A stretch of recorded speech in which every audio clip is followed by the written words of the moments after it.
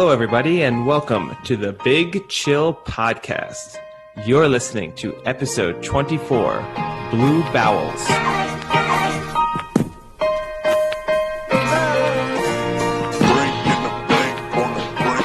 Hello, everybody, and welcome to the Big Chill Podcast.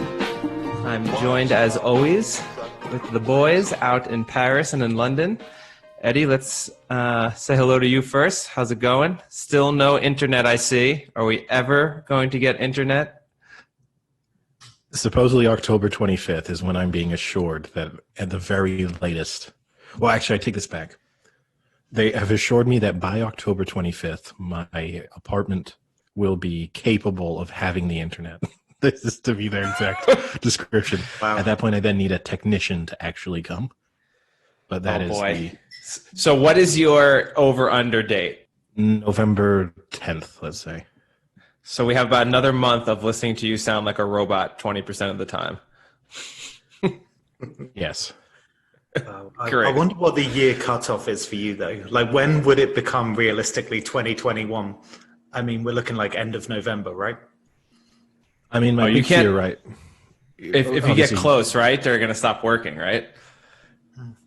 Well, close is within reason. I think my big fear is that increased restrictions might mean that they stop sending technicians. That's which I told them the other day. I was like, my fear is here that you're going to say that my apartment is now capable of having the internet, and then you're going to tell me that it's not safe for technicians to visit my apartment for the next 6 months. I hope that when they make your apartment able to hold the internet or whatever they're going to do, that is just a guy who walks in and plugs something to the wall and is like, you're good to go. Yeah. No, I know what he has to do. I know he has to like physically connect the fiber cable and drill through the wall and run that into the apartment. So I know he has to do that. So I do know it will require some work.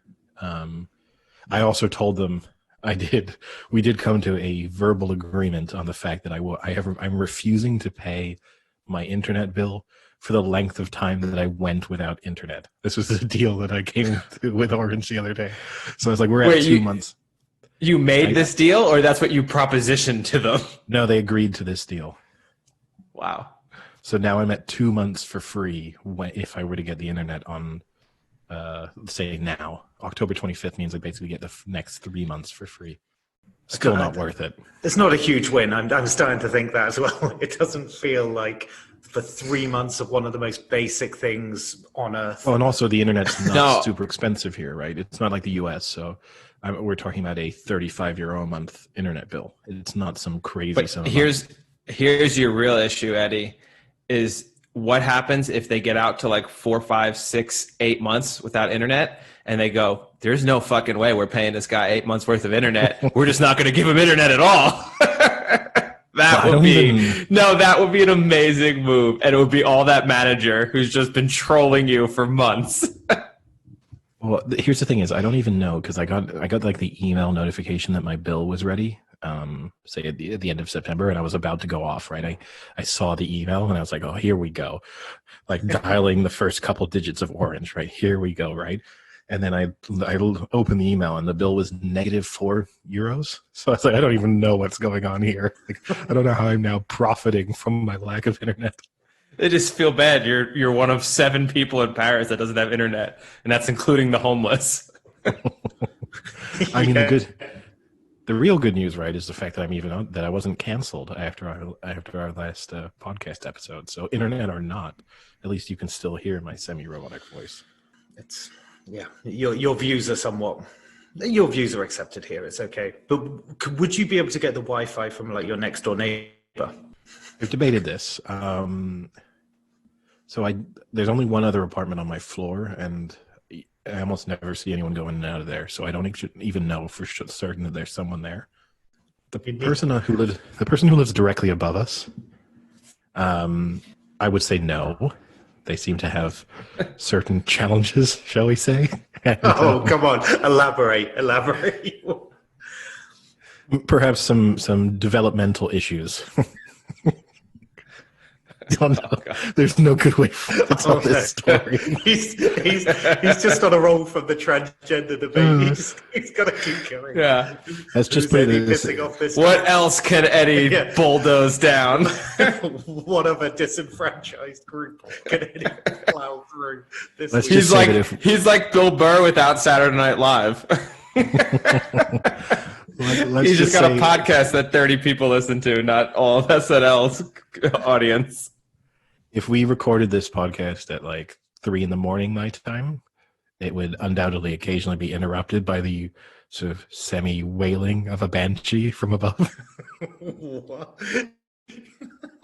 There are some strange moaning, odd noises that come in the middle of the night.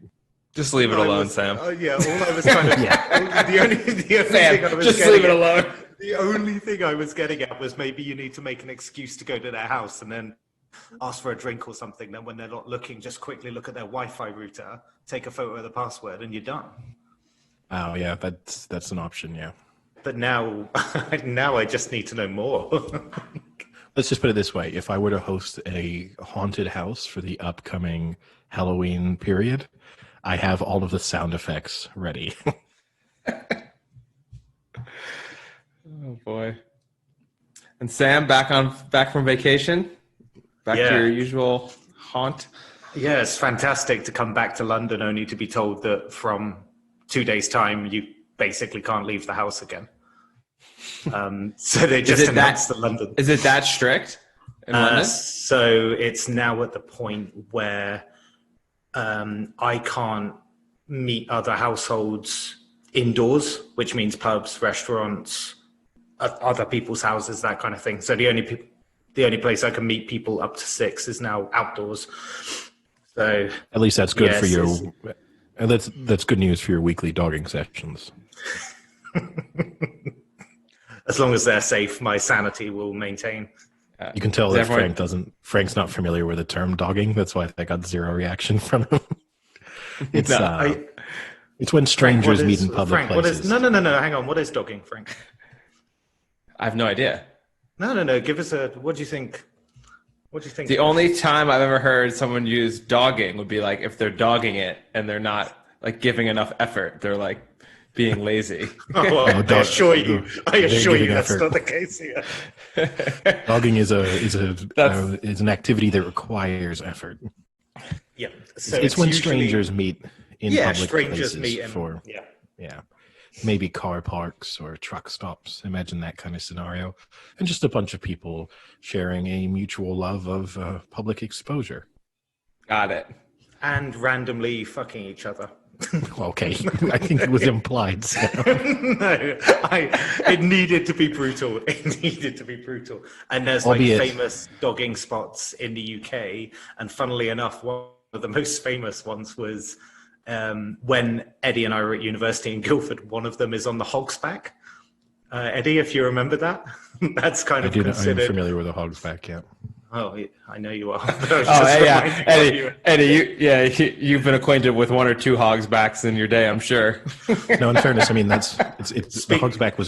Hog's Back's really close to where my grandparents used to live, and my grandfather would always get annoyed because he would take his dog for walks there, and he would occasionally come across people, and so he would go on angry rants about the fact that his scenic walks were being disrupted by sort of public sex.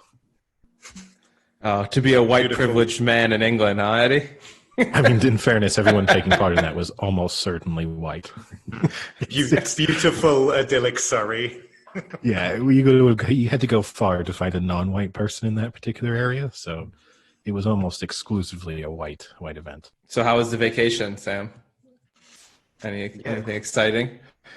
Not really. I didn't see a police officer for about 4 or 5 days, and there's no civilization down there. It's kind of fantastic. Hey, hold on a second.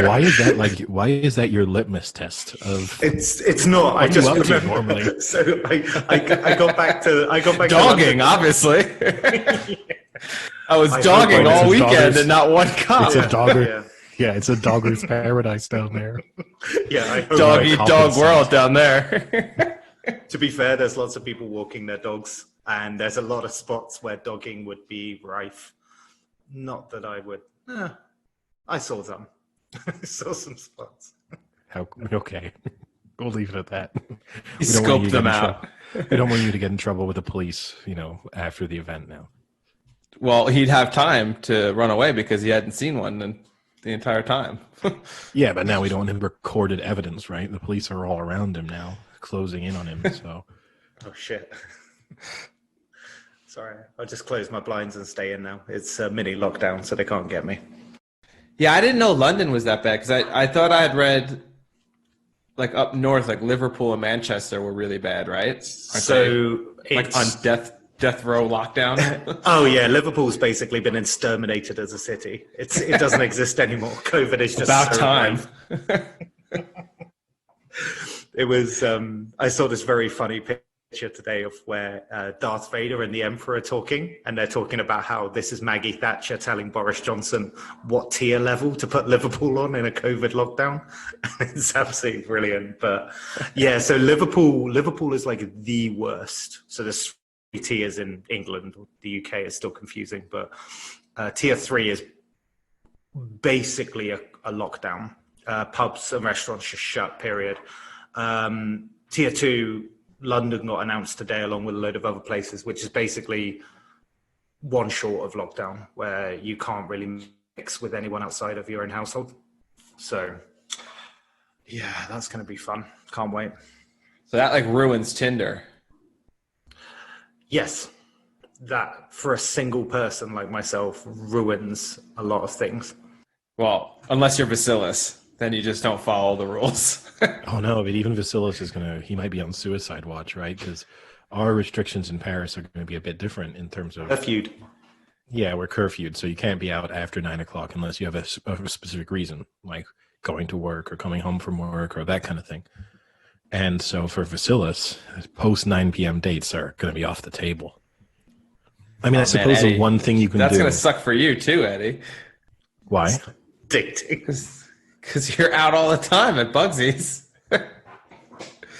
Yeah, but I'm usually home. I mean, Bugsy's closes at 10 now anyway, so by definition, at the latest, I'm kind of home by 10 o'clock. So being home by 9 is not going to be a huge change for me. It will suck for watching football, American football, on Sundays. Yeah. Yeah, all watching sport is in public places now is kind of just off the table because the 9 o'clock shut. It means you got to leave anywhere at 8:30, right? So it's gone. Yeah, you can still dog it out there. You just can't watch sports. Okay, that's not a saying for dogging.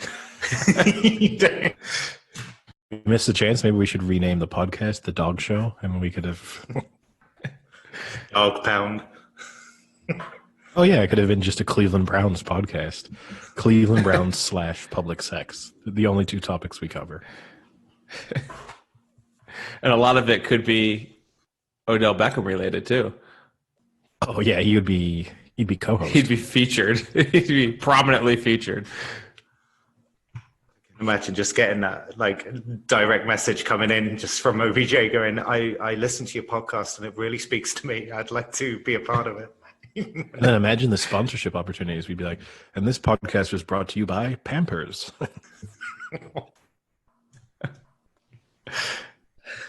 Wet wipes. Yeah, exactly. Because there's no way you can get it all off your face with only your tongue. So with Eddie, do you want to do a nice little segue into the NFL now? Now that we've talked about OBJ getting shit on week after week? Sure, yeah. So talking about someone in the NFL getting shit on, it was a rough week for some of our picks this week. So has to be said that a sad moment has happened, and one of us has dropped below 500 in the picks against the spread this season. Oh, that's me, isn't it? It is you, Frank. At least you got that one right. So, Burn. there was a summary of our performance last week. Against the spread, I went 9-5. I mean, sorry, straight up, I went 9-5. And against the spread, I went 7-7. Sam, against the spread, you went 8-6. And sorry, again, straight up, you went 8-6. Against the spread, you took quite the beating and went 4-10. I have had the shittest last 3 weeks. And Frank, you went 7-7 straight up, and somehow, even though you were worse, you were better straight up. You were worse straight up than Sam. You were better against the spread than Sam, and you went 5-9. Wow, that's bad. So our overall season records now straight up. I am 54-22-1. Sam is 50-26-1. And Frank, you are 47-29-1. And against the spread, I am 41-34-2. Sam, you are 38-37-2. And Frank, you are 37-38-2. Just to give you a concept of how much of a fall from grace that is, at the end of week 2, I was 21-10 against the spread. So in 3 weeks, I've averaged only getting 5 right. I mean, the 4-10 is a bad beating, right? I mean, and admittedly, we all got killed by the Bills. So obviously, our last podcast, we kind of made our predictions for that. I mean, the Bills is where we really got our asses handed to us, though. I mean, we were all confident. Frank boldly predicted that the Bills would score at least 40 points. It turns out that they needed to in order to win. But yeah, say I was right. They just didn't capitalize. Couldn't do it. Yeah, it is an interesting one. We all got the Bills wrong. We all got the Bucks wrong. We all got the Chiefs wrong. We all got the Niners wrong. Won't make those mistakes again until this week. Yeah, although at least good news for you, some of those mistakes you can't make because some of those teams are not playing, I think. No Thursday night game. They are all back because the Chiefs game's just been moved to Sunday. So the you Chills. can make that mistake. The Chills. Is that our team? That's the big chill matchup. The Chiefs against the Bills. Oh, we should do that. We should have our game of the week. The Chills. Big chill matchup. That is nice. That reminds me of that commercial when the guy writes way back when he wrote chefs in the end zone instead of Chiefs. And he's like, it looks great, Bob, but who are the chefs? And he's like, it's such a good commercial. That's old. Once again, we've touched on one of your niche pleasures, which is weird NFL-related commercials. Yeah.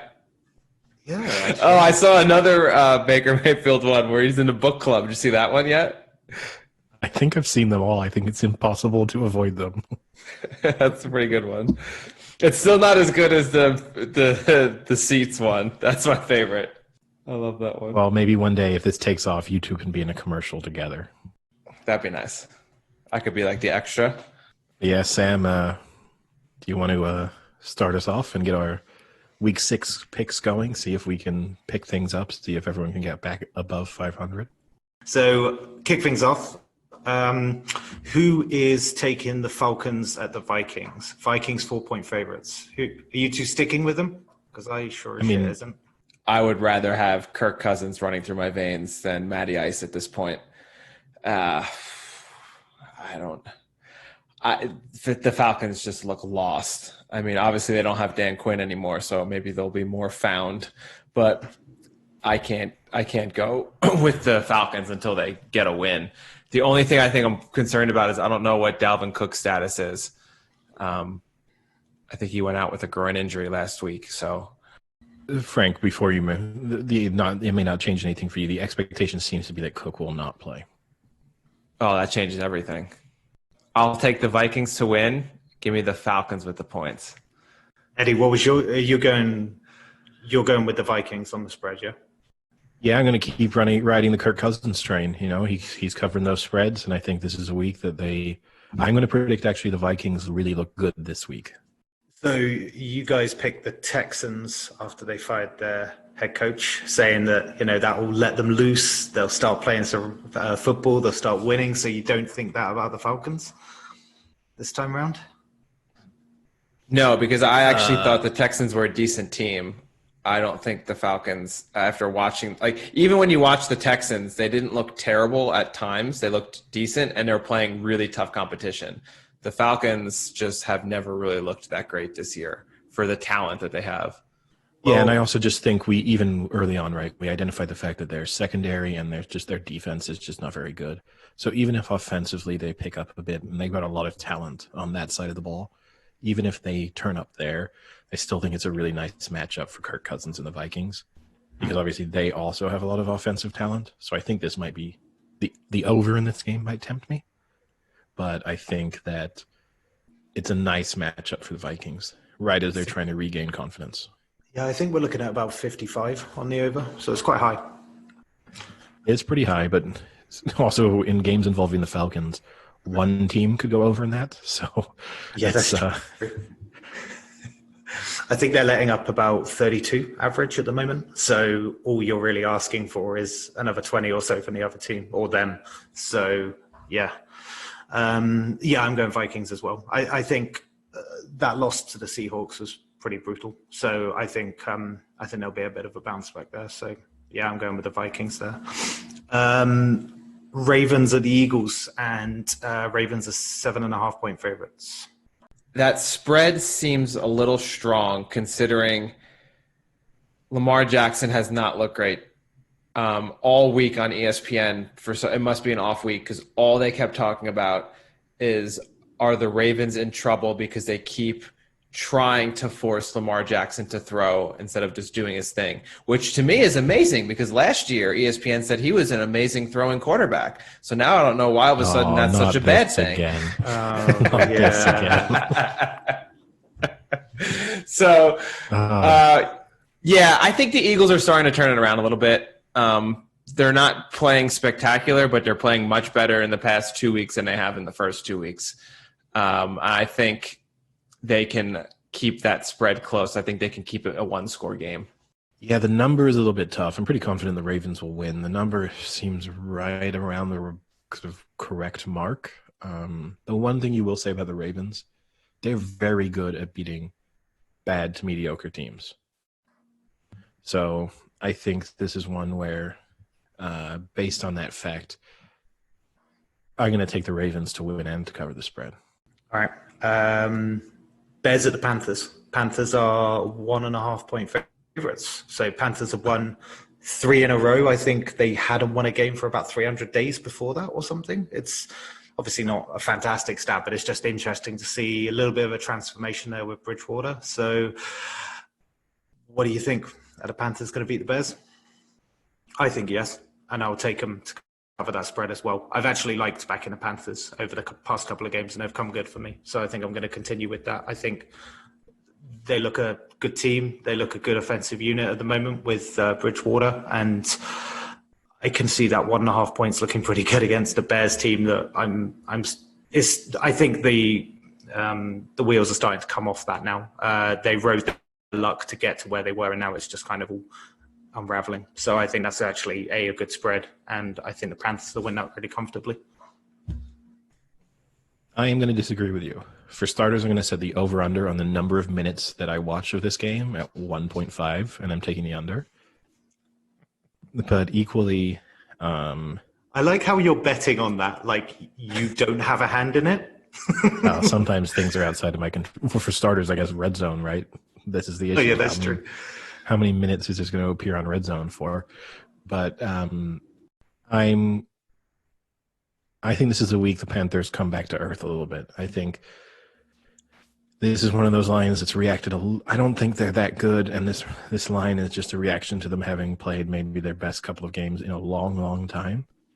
And even though I don't think the Bears are as good as their record makes them look either, they're at least a competent, decent team. So to me, I think the Bears should be outright favorites for this game. So I'm definitely going to take the Bears, and I'm going to take them with the points. Oh, not so fast, my friend. I'm going to go with Sam on this one. I can't get on board the Bears. I think it was yesterday, they're statistically one of the worst ever 4-1 teams in the NFL since 1985. It was based off of like DVOA or like one of those statistics where they put in how well you play with the schedule and your opponents and everything like that. And according to that, they were, I think, like the second or third worst ever at 4-1. And I agree with it. I've never been sold on them, even with their 4 wins. The Panthers, I think, Bridgewater's looked decent, and I think he'll continue it. And it'll be close, and I don't think I'll watch any of it either, like Eddie, unless Red Zone forces me to. But I'll go Panthers and Panthers. Here's the real question for you, Frank. Would you rather be one of the worst 4-1 teams of all time or a bad 3-2 team? I'd rather be the bad 3-2 team, because then I don't have a stat thrown out on Twitter about how bad we are as a 4-1 team. That's the issue, right? You're kind of a victim. You're kind of a victim of your own success. If they just lost to the Bucks, no stats are coming out. All right.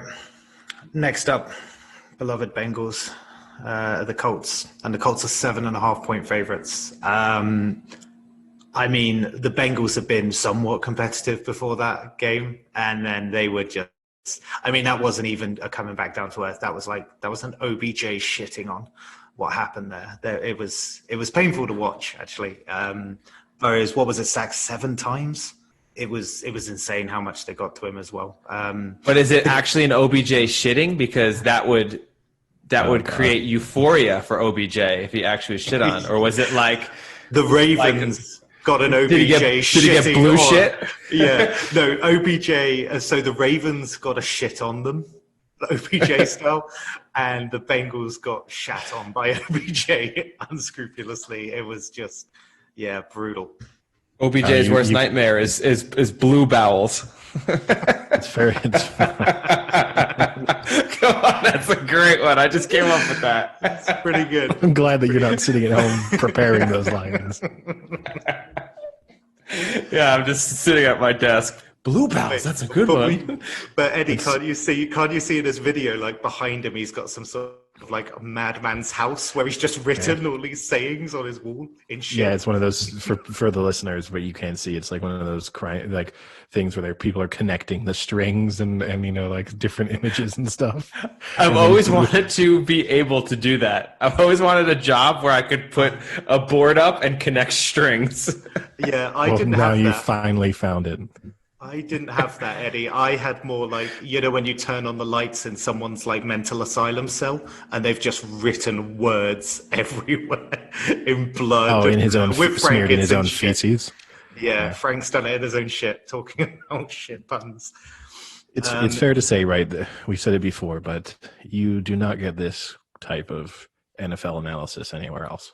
And with that one, Frank, I'm going to make my pick on this one. The Bengals last week reminded me of that Mike Tyson quote, which is everybody has a plan until they get punched in their sweet, sweet mouth. And I think we saw the Bengals are legitimately bad. So I think the Colts bounce back. I think the Colts win and cover. Yeah, I think the Colts will win. I can't get on board Phillip Rivers this year. He just has not looked good. The Bengals looked terrible last week. I'm going to say the Colts win. Is it 7.5 still? Was that what you said? Yeah. Yeah. I'll take the Bengals with the points. I'll get on the Sam train. Wow. Frank is threading the needle on most of these picks at the moment. It's a smart move, actually, because it's ensuring that you're at least 50% right. I mean, I guess not totally, but it is in the heavy spread favorites. It's giving you at least kind of a security blanket that either your straight up or your spread picks look a little bit better next week. Yeah, I'm just connecting the dots with string right now. That's a euphemism of sorts, but this would be the first week that I go against the Bengals. So I'm a little bit emotional about that one. But the thing is, Rivers was bad. Rivers was bad against the Browns. He didn't throw a touchdown, 2 picks. I think I saw a stat that he's got 4 touchdowns and 5 picks in the last few. And it doesn't fill me with confidence. But the thing is, you're having a good defensive unit and a pretty good offensive unit. And what I saw from the Bengals last week, I don't think they can be worse, but I do think the Colts will cover that spread. So I'm going to go Colts win and they cover. It's painful, but I hope. Yeah, it's It's not in the last few games. That's his season stats: 4 touchdowns, 5 That's it. interceptions. Yeah. Eddie, who has more yards passing, Joe Burrow or Phillip Rivers?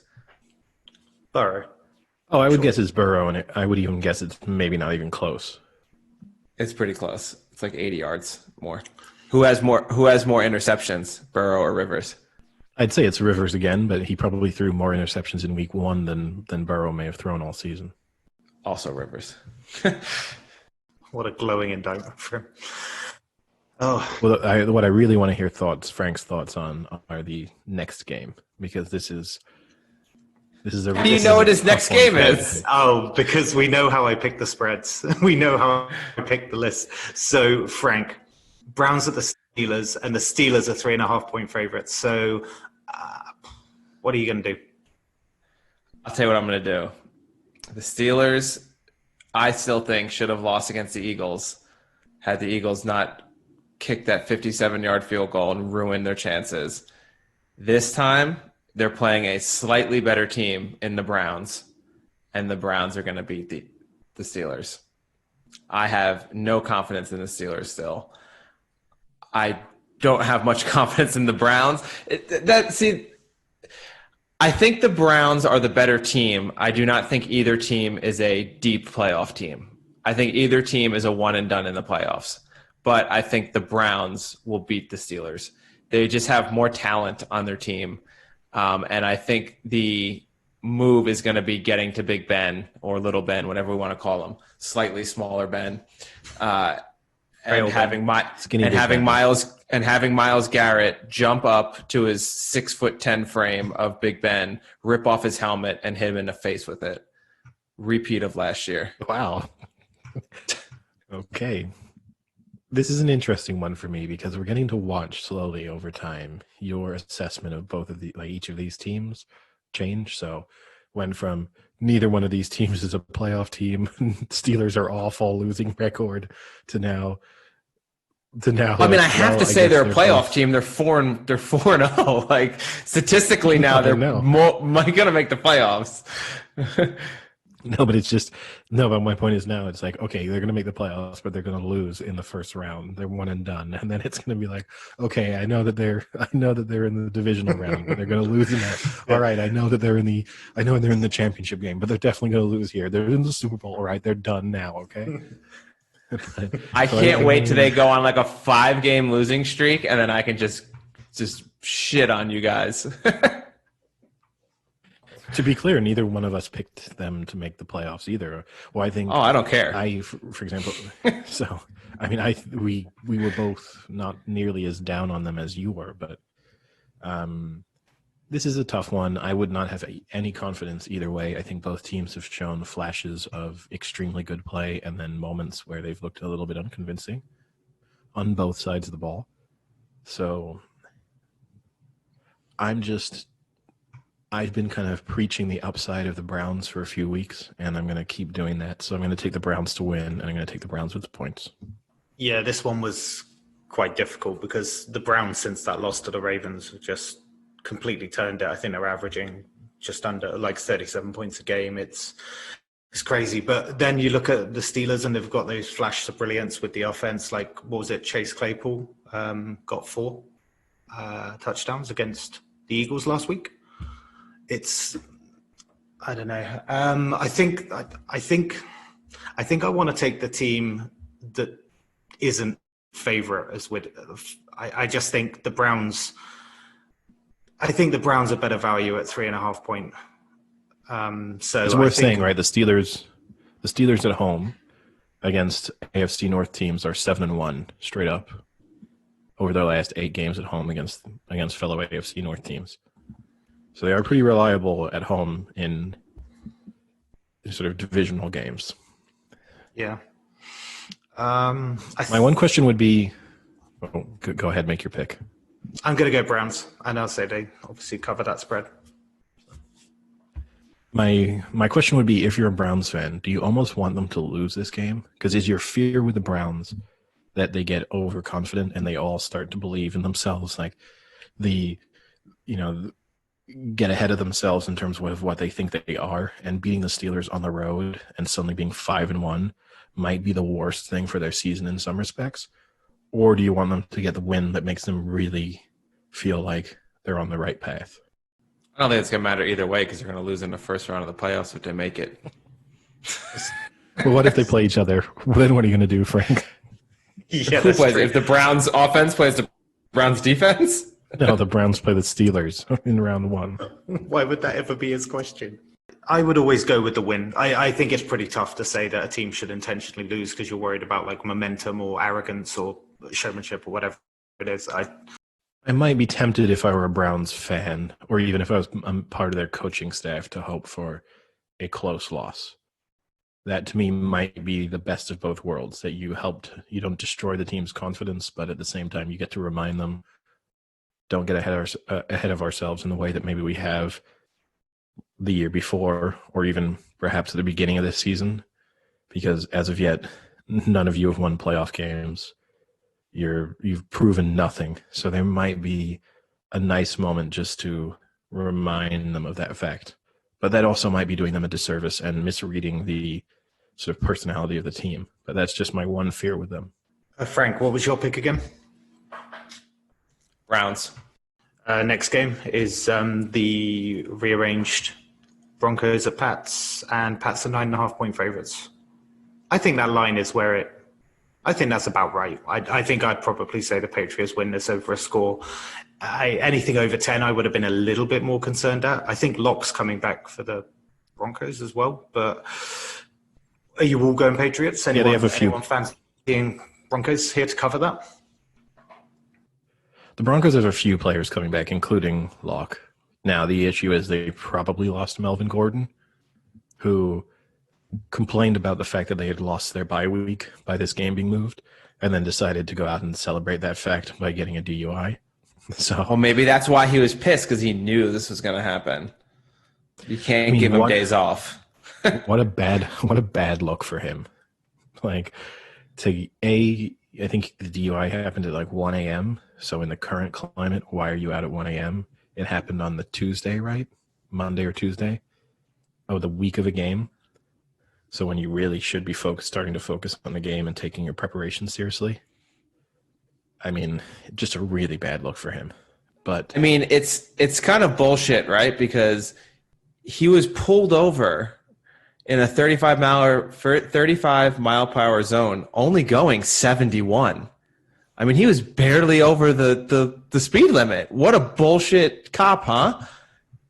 Oh, what an asshole for pulling him over. Frank, you're forgetting the golden rule, which is when you've had a little bit too much to drink and you're driving, you want to get home faster so you don't kill yourself. He's only going 71. That's only over the speed limit everywhere in Denver, probably, no matter what road he's on, let alone a residential road. But no, it's just a really bad look for him. I'm going to assume he doesn't play, so that even though they got some weapons back, they're losing one there. But that's not confirmed at this stage. But it'd be kind of ridiculous for the team to play him, given that what's happened there. Pretty confident that the Patriots will win. I've picked them in the survivor pool that I'm in with Frank. So they're kind of, in a sense, my safest bet of the week from just which team is going to just straight up win a game. 9.5 is a lot. You kind of worry that you do have a couple players coming back from having had COVID, maybe not practicing as much. At the same time, you have a Bill Belichick team that's prepared for one opponent for 2 weeks. So even if they've had limited practices, you just have to say that it's bold to pick against them. So I'm going to take the Patriots, and I'm going to take them to cover the spread. But 9.5 to me seems like, again, just around the right number. Frank? I'll make it easy. I don't think the Broncos are a good team at all, whether Lindsey comes back or Drew Lock comes back or whatever. I'll go with the Patriots to win, Patriots to cover. What a game. I think we've got to go Frank for this one, haven't we? The Lions at the Jags. And the Lions 3-point favorites. So this one for me is about as easy as it gets. The Lions are going to win this, and they're going to win it comfortably. The Jaguars, so 3 straight winless teams have now beaten the Jaguars. Yeah, I'm going to agree with you. I mean, we've obviously discussed how good the Lions are quite a bit on this podcast.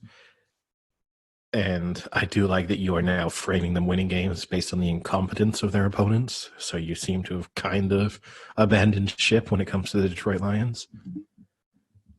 I'm going to take them to win and cover the spread, and it is purely based on the fact that the Jags are awful. Yeah, I think I that's will also exactly say the same logic. I'll also say the over-under on me watching this game. It was 1.5 minutes previously for the other game. This is 30 seconds, and I'm really hoping I hit the under.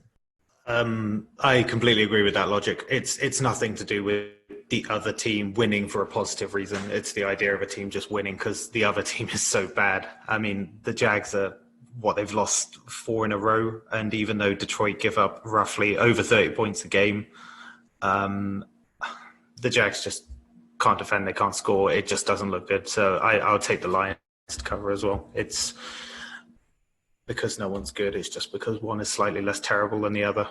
So divisional game next is Texans at the Titans, and half the demolition job of the Bills. Titans are 3-point favorites. That looks really good for me. I thought the spread would be a little bit bigger after that spread, not by much, but for me, I think it was really impressive to see how they dismantled the Bills team. So the Texans won, but I wasn't really enjoying them. I know they had tough games, but I wasn't really enjoying what they were doing previously. So I think the Titans are actually a good bet at this one. So I was picking the Titans. But what do you guys think?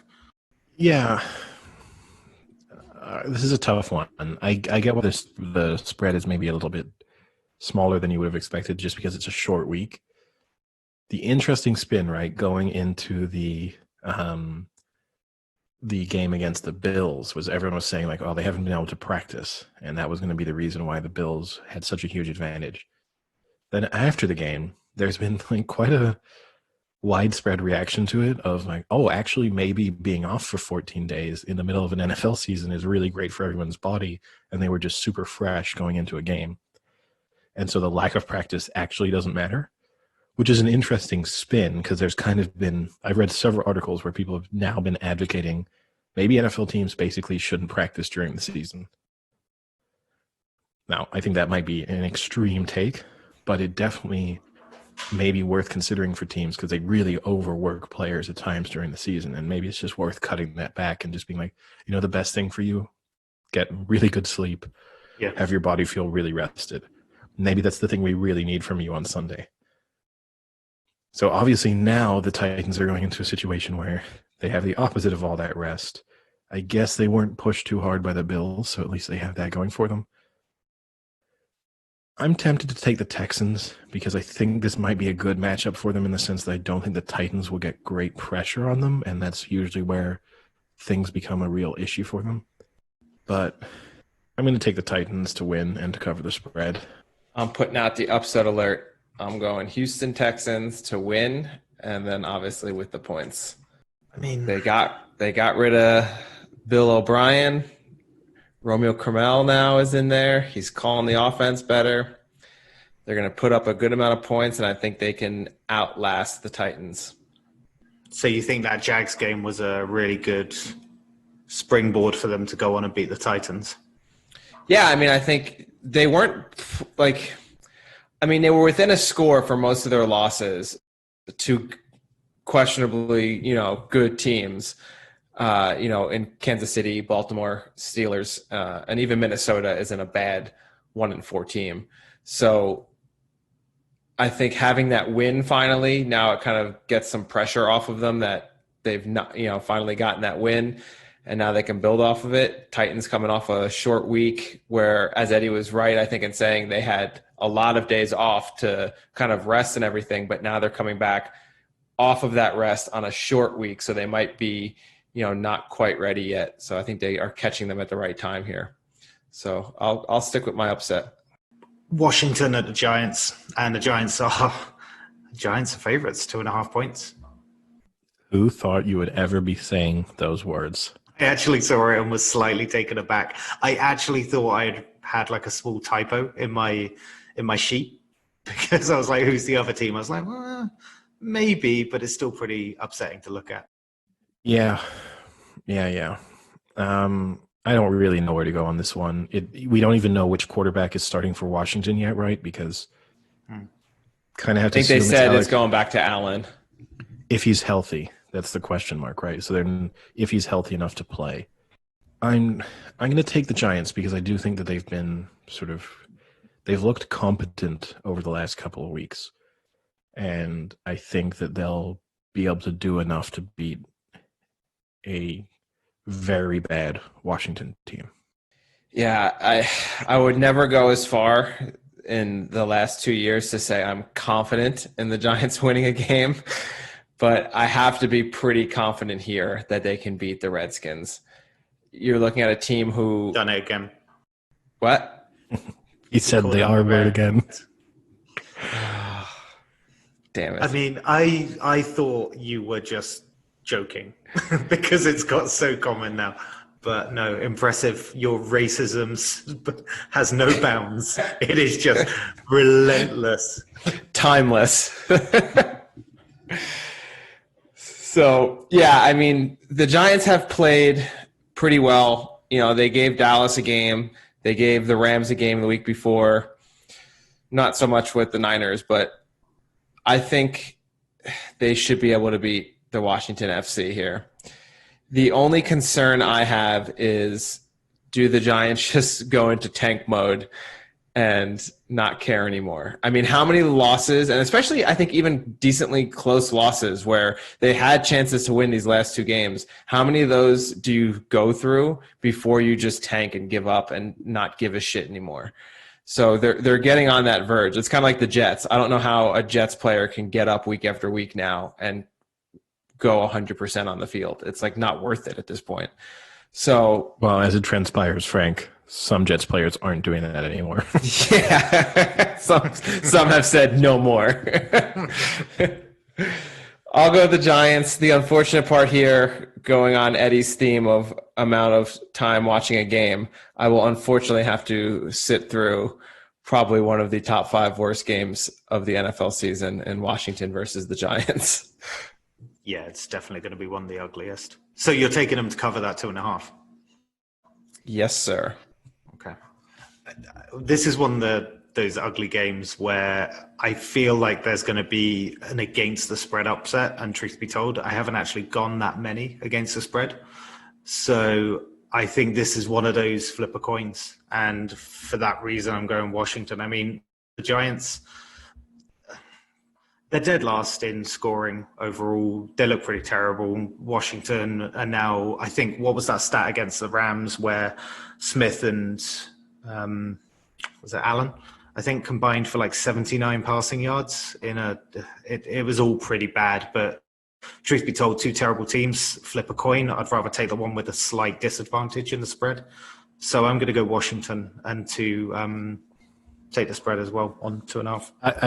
I'd agree with you, Sam, if the spread was a little bit higher. But the fact that it's under a field goal means that it's difficult for me to feel like I'm getting any real advantage out of taking the underdog. That would be my big take on this. If you told me Washington was 3.5 point underdogs, then I might be tempted to say, like, okay, if it's a close game, they can still lose.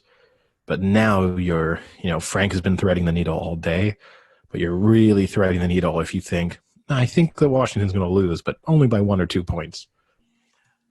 I think I'm putting Washington I know you're to win, saying so they'll cover I know you're saying you're taking them both ways because you think it's a coin flip between 2 bad teams.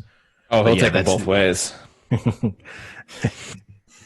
Which one's on which side of you, Sam? No Who gets mouth?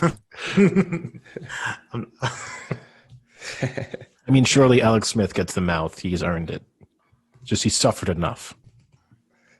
Has he? I think so. After that, he will. That was the only thing more. Yeah, that was the only thing that got him through those dark times. Just that thought. If I can make it back to the NFL, maybe I'll have Sam's mouth as an option. He doesn't even know me. Am I like internet or does famous? he? Or am I internet famous? Well, you would be perfect couple for each other because you'd be the relationship with the 2 blandest names on earth. Oh, Alex Smith and Sam Jones. Sorry, Edward and Hewitt. Oh, no. Sorry. No. Sam Jones is way blander than Edward Hewitt. I'm not insulting you. I don't mean your name is bad. I just mean you have two very. I'm really offended. This is definitely a sore spot on Sam. He isn't offending me, but I do think your name is more dull. I think Frank, actually, to be fair, I think Frank is the duller name of our three names. It's just a surname for him that has some interest about it. I think Frank has the dullest. You have the dullest first name. He's going insulting. He's coming out with it. Yeah. Which is also great because that's like Frank's family name. So you're just going after his entire family. Is it? You've upset a lot of people in my family right now. No insult. I just said it was a little bit duller than ours. No, you were like, a little bit duller is not what you said. That's not an insult. Frank, you have the fucking worst, dullest name on the planet, I think is what the quote was. Now who's exaggerating? No, but Sam, it's not an insult to your name, but you have to admit that Sam Jones is not exactly. Well, it's Samuel. It's not just Sam. Oh, Samuel, are you? Or Samuel, however you say it. So is it Sam, like U-L Jones? Yeah, he's like U-Haul. Wouldn't that just be Samuel? Oh, Samuel Jones. Like initials. Right. No, it's S-A-M-U-E-L. Oh, we see. This is where we've been getting it wrong the whole time. His name is way more exotic than we thought, Frank. His name is like Samuel Jones. Yeah. Like the Italians, like Samuel. No, it's biblical, my name. Cool. Yeah, biblically common. Yeah. It is pretty common in the UK. Is Jones biblical too? Were there a lot of Palestinians called Jones? All right, let me just throw this out there. If I type in Sam Jones in Wikipedia, there's 1, 2, 3, 4, 5, 6, 7, 8, 9, 10, 11, 12, 13, 14, 15, 16, 17, 18, 19, 20, 21, 22, 23, Are you 28 for people? 28 people come up on Wikipedia for Sam Jones. Well, I'll say 27 because one is Samantha Jones from Sex and the City. So we'll take that one That's out. my icon. That's who I was named. Which, oddly enough, she has the closest personality to real life Sam Jones. So that kind of makes sense. Why did you say Samantha like that? It's from what's the one with? Oh shit, I can't think of the name. With Russell Brand. Forget it. The Greek or whatever it is. No, the other one, the preview one before that, where he breaks up with Kristen Bell. Oh, Forgetting Sarah Marshall. Yeah, Forgetting Sarah Marshall. Yeah. Rogan does a bit where he's like, where he has like the cocktail and he's like, "I'm Samantha, I'm the slutty one." And he's talking like that. I'll put it this way. So, as Frank and I know, we've got a long history of looking up last names. Houseofnames.com for anyone who's looking for their most reliable surname website in the world. But the surname Jones, there appear to be 2.5, nearly 2.6 million people in the world with the surname Jones. I'm going to guess that's low. I'm not trusting this website anymore. Now, according to this, there are 96,000 Hewitts and there are 24,000 Dukas. So if we're going to go... Boom. If we're going to associate blandness with commonality, how common something it is, then you're losing on this one, I'm afraid, Mr. Jones. That sounds good, though. Jets, Dolphins. Dolphins are 9.5 points favourites. Cheers. That's smooth. It wasn't. I just bulldozed past it. He's given up. He's now realized how badly the numbers are playing against him. Oh, did you say 2.6 million? Oh, shit. It's a super common name in the UK. So I'm guessing that most of them would be in the UK. I think there's quite a few Joneses. I mean, we just discussed a game, for example, where Daniel Jones is the quarterback for the Giants. So there is a Hewitt in the NFL, I will say that. There actually might be two now. But there's way more Joneses. There's way more Not Joneses. in the NFL. No, there are actually. There's no Dukas. We confident in that respect. Have you ever met another Duca, Frank? Outside the Hopefully family. Outside the family, of course. Not like in person, no. I mean, you met Duca de Thay, right? Once. I met a horse that slightly had a name. A lot of horses. Duca very common in the horse naming society. Yeah. Bland horse name. Super bland horse name. Actually, in fairness, both Frank and I have very bland horse names. Obviously, I've got Mr. Ed, and he has all the Ducas in horse racing. So if you have a horse. I also have Frankel. Also true. So, Sam, if you were a horse, you could say that you had the most exciting name. But sadly for you, you are not one. Sadly. Well, you're a size queen, so you'd probably be pretty happy if you were a horse. There's nothing to do.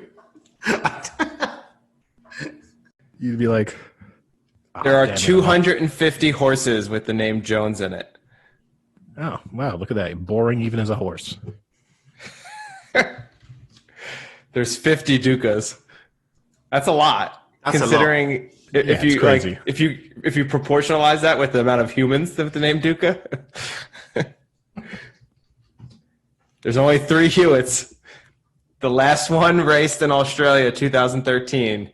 A King Hewitt was the horse. What were the other two? We are a rare breed. Hewitt and Hewitts. They kind of ran out of ideas. One thing you can say about Hewitts are very creative when it comes to naming things. Actually, Eddie, could that have been your family that bought a horse in 2004? No, sadly not. I wish we'd had King Hewitt in Australia. That would have been nice. Well, King Hewitt in Australia only raced 3 times and never got better than 5th. So Sounds about right. maybe he's out to stud right now. Just living the life. What a life. Anyway, let's try another smooth Sam segue. So, I'll take Dolphins. Yeah, so I took the Dolphins for my survivor pick. I was a little nervous about that, but I have to go against what I think is the worst team in the NFL, maybe one of the worst teams the NFL has seen in a few years.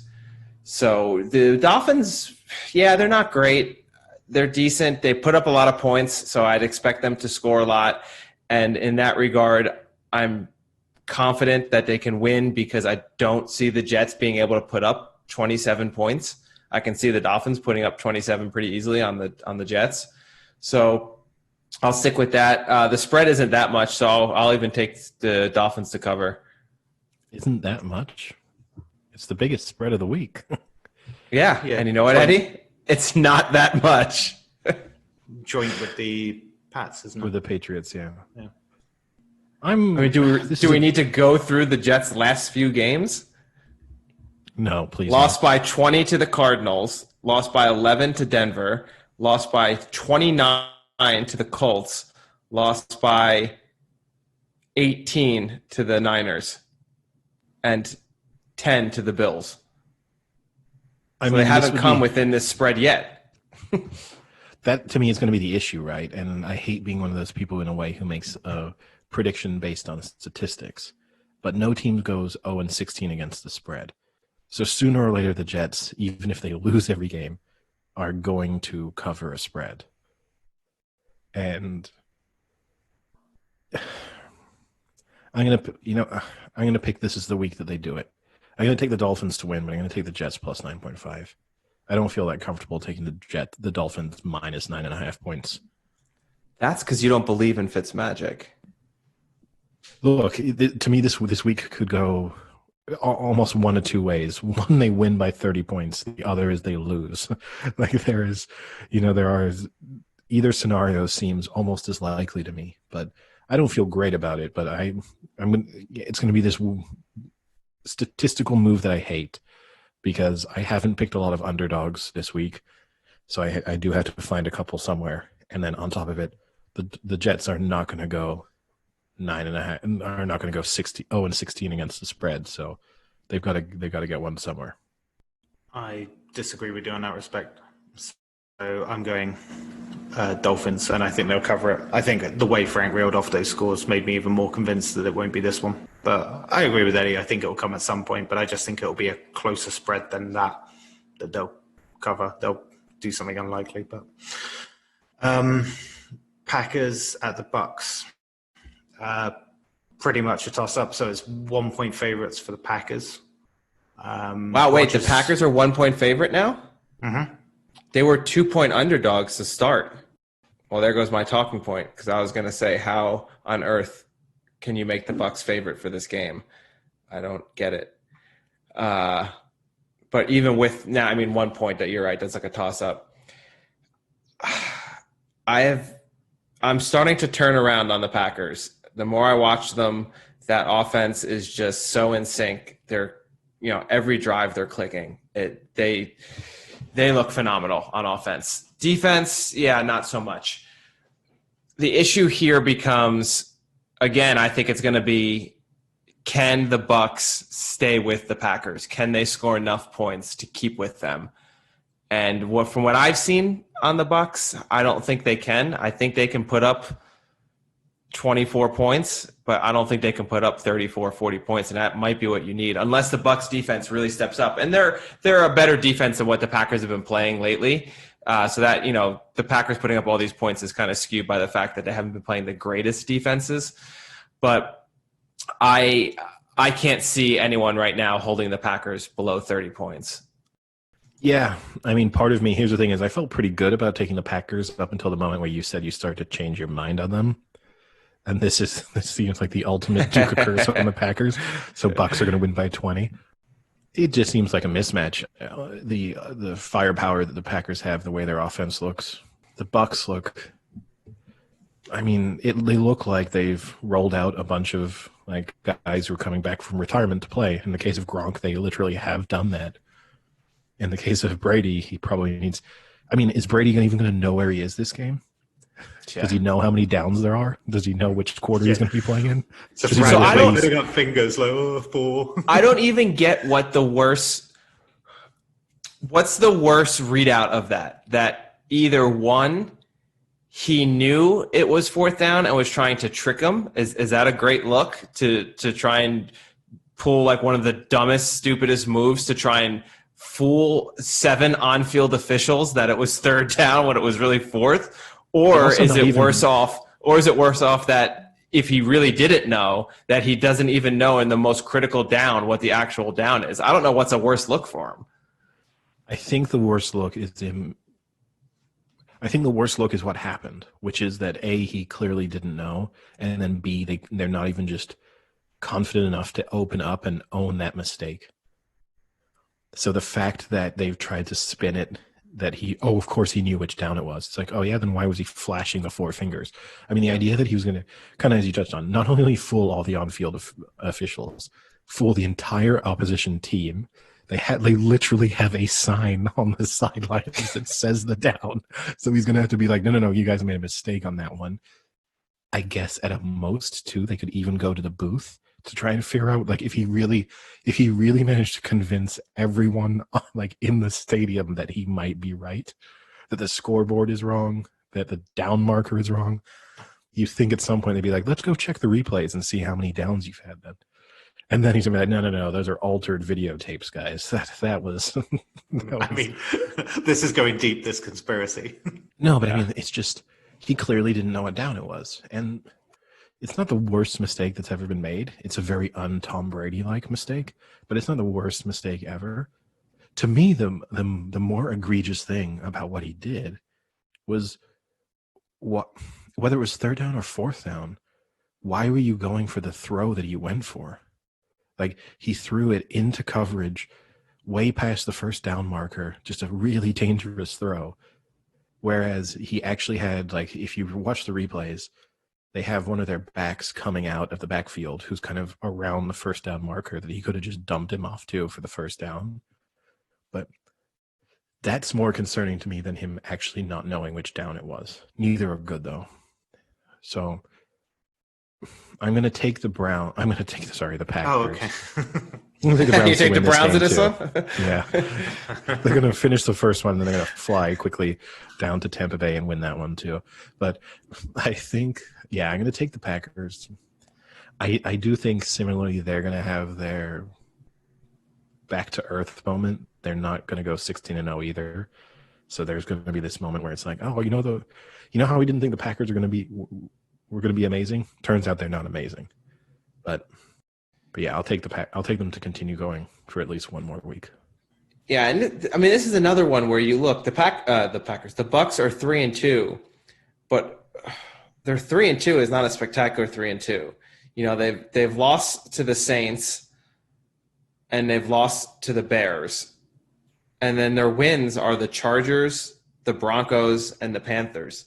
Maybe one of those is a good team out of their wins, not out of all their games. But you know, like, they haven't been very convincing. They're losing to the teams that are better than them, and they're barely beating the teams that aren't very good. You know, I'm a little disappointed with how they've been. I thought they would be a better team than this, to be honest. I mean, it's one of those ones I'm torn on, right? Because I came into the season thinking I didn't think they were going to be as good as a lot of people did. So in some ways I feel vindicated, but it's sad, and it's going to be extra sad if Tom Brady really does play for another 2 years after this, because he's only going to get worse, and he's going to be a shadow of his former self. He already is one.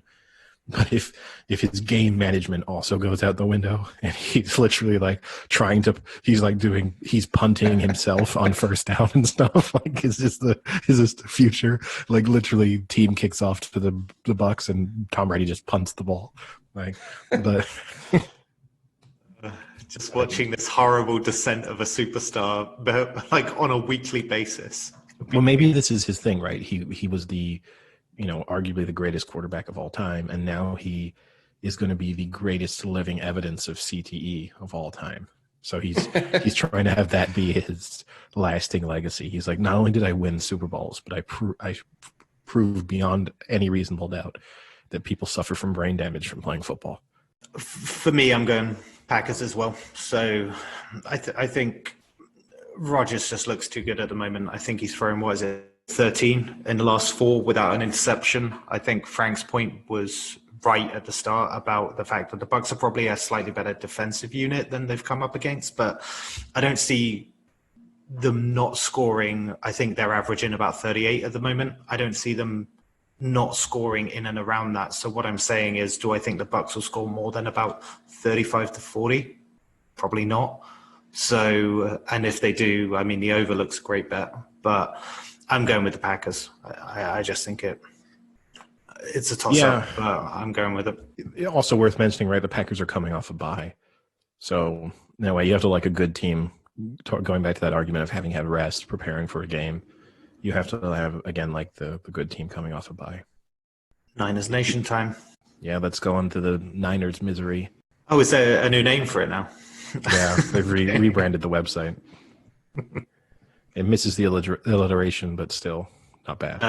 So the Rams are 3.5 point favorites. I don't really get this spread. I don't get why it's not bigger. I think the Rams are legitimately good. I think the Niners must be close to kind of mentally checking out for the year. I guess the fear here is that it's a good team who feels like they're fighting for their lives, because the Niners season will honestly be over if they lose this one. I'm going to take the Rams, and I'm going to take the Rams to cover the spread. I thought the spread would be bigger for the Rams. I thought there'd be heavier favorites than this, but it's one of those where this is the moment for the 49ers, right? If they lose this, then the season is over and they're checking out. They probably are at the moment anyway. But I just think this is that last game. It's divisional. It's an opportunity. So if you were looking at a spread slightly heavier, maybe like 5 or something like that, I might have been taking them to cover. But I think 3.5 points is too good for the Rams. So I'd take the Rams as well and to cover that spread. I mean, did you say the Niners are checking out? I would argue, did they ever check in? Their wins are against the Jets and the Giants. That's not much of a checking in. It's true, and they haven't been affected by injuries at all, as we determined last week. So They're just a bad Yeah. team. They're the only team in the NFL that has an injury. It's insane. You should see it. Every other team's injury report just has blanks, and then theirs is just covered with stuff. I saw Shanahan was on the injury report because he stubbed his toe last week. I wasn't sure if he You know was what? coach. Flip my pick, Sam. Flip my pick. The Niners are going to win this. Flip my Good. pick. I'll tell you what. I'll even go a burger and a pint that the Niners don't come within 7. Okay. Oh, wait, so that is going to be your side bet. Okay, I'll write that down. Yeah, That's my side bet because in this I'm actually taking the Niners, and then Niners with the point. No, I was kidding. Flip my pick, Sam. Niners to win. Niners with the points. Yep, done it. And But Frank, Sam, don't you're flip taking my Rams. picks. Keep them the same. Damn it. Oh my god, so brutal. And you're doing Rams to win by more than 7. They don't come within in the whole game, or are you just saying the end result? No. They win by 7 to Eddie, but I want the normal spread for our purposes. Win by But more I do- than 7. I do want Jared Goff into my veins because it's going to be beautiful. Win by more than 7, correct? Because you said within 7. So Yeah, are they winning by more? 7's a than- push. okay. I little can't bit be of a asked. sissy. I can't be asked with a match. Oh, bet. how many do you want, Eddie? What do you want? 7 What do you and a want? half. 10 points? 7 and a half. Seven and a half. All right, I'll give him 7.5. It didn't need that attitude. It didn't need. It's the only attitude he can bring. All right. Chiefs at the Bills, and the Chiefs are 4-point favorites. So both off the back of surprising. I guess the Titans are good, but surprising in the manner, and then the Chiefs obviously off the back of a very surprising loss. Chiefs 4-point favorites. A battle of ended MVP hopefuls in Josh Allen and Patrick Mahomes. This is the one, though, where Patrick Mahomes comes back and shows that he's still in the MVP race against all of Eddie's wishes. I'm going to go Chiefs and Chiefs to cover. Wait, It's what's not the spread? Is it 4? Doesn't even fucking know the spread. Yeah, 4. Well, because I have different spreads than what he gives me every time. Oh wow! Is this why you're doing badly? The half points you're losing. Yes. Do you know how many Frank ones wants- I've lost by point? Frank wants different Not spreads many. to us. Okay. Not many. Let me guess. The website you had Bills plus 35 for the Tuesday night game. Look, I think you know my golden rule. Take the really good team bouncing back from a defeat. That's rule number 1. Issue here is What if they're potentially both two good really teams? Yes. And look, I don't think the Bills are as bad as they looked on Tuesday night. But obviously, I think the Chiefs are the better team, and I'm going to take the Chiefs to get back on track and to win and to cover the spread. Should be a fun one, though, at least. That's going to be a good game to watch. Yeah. It was interesting, though, that the Chiefs were, like, the defense was pretty much blown out by the Raiders, and it was a weird one to watch. But what was it, Mahomes' first interception he threw last game? And then, obviously, Allen threw a couple that pretty much the Titans punished them on. But That's because Allen's trash. I think I'm going against you. I think I'm going to take the Bills to win, and to I'll take the spread on that one, obviously. I don't know. I just think, like Eddie said, I think the Bills didn't look as bad as the score suggested, but there was some worrying things about that Raiders loss. Like, the Titans are a good team. I don't think the Raiders are. And there were some worrying things there in that game. So I think I'll take the Bills. The thing the Raiders showed, right? I mean, this is the issue of playing the Bills. You know they're going to have one devastating quarter. So what you have to show is that you can keep within touch in that quarter, and then you can beat them in the other 3 quarters. That's the challenge. The game can't be out of sight after that one quarter. And so that's going to be the issue for the Bills, is they can't have, the Chiefs might have a 21 or 28 point second quarter or even first quarter, and they can't be in the situation they were against the Titans, because you're not going to come back from, 15 points down. Over-under's 57. What do you think? I'd take the under. Yeah. The Chiefs have only hit that once this year. I wouldn't last love week. it. I'm not a big fan of over-unders anyway, but I mean, it comes back to that thing, what am I going to predict? What's the likely score from this? And I guess all the likely scores I think in my head are probably overs because I'm putting the Chiefs on 30 plus points, and I'm putting the Bills in at least 20. So I'm still going to take the under. I'm going to be bold. Well, it's not bold. It's 50-50. Okay, we'll say that for every pick, I guess. Technically, everything is 50-50 in these picks, right? Not the money line. Okay, it's 99% one way. I guess in some instances, you have a push. It's 57, right? So it's not 50-50. There could be a push. Last but not least, Cardinals at the Cowboys. And the Cardinals are 1.5 point favorites. Andy Dalton's Cowboys. What are they going to do? I'm really torn on this one. Part of me feels like this is such a great matchup for the Cardinals because the Cowboys are not good defensively. They're missing so many key players. You kind of feel like the Cardinals might be able to do what they want with the ball. And then at the same time, you have to assume that the Cowboys, even if Andy Dalton is competent in filling in, that he's not going to be quite as dangerous as Dak Prescott is. Then there's the other part of me that thinks Andy Dalton is competent. This is a team that's going to rally round after a severe injury to a team leader. The Cardinals aren't that good. The Cardinals just lost Chandler Jones. So not the worst matchup for the Cowboys the week after losing. And I'm going to lean that way, and I'm going to take the Cowboys to win this game, but don't love it. So combined, the Cardinals and the Cowboys have 5 wins, right? 5-5 if you combine the records. Out of their 5 wins, all of the teams combined have 3 wins. They've beaten the shittiest teams you can beat in the NFL. The Cowboys beating the Giants and the Falcons. The Cardinals beating the Redskins. Oh my God. What was formerly the Redskins.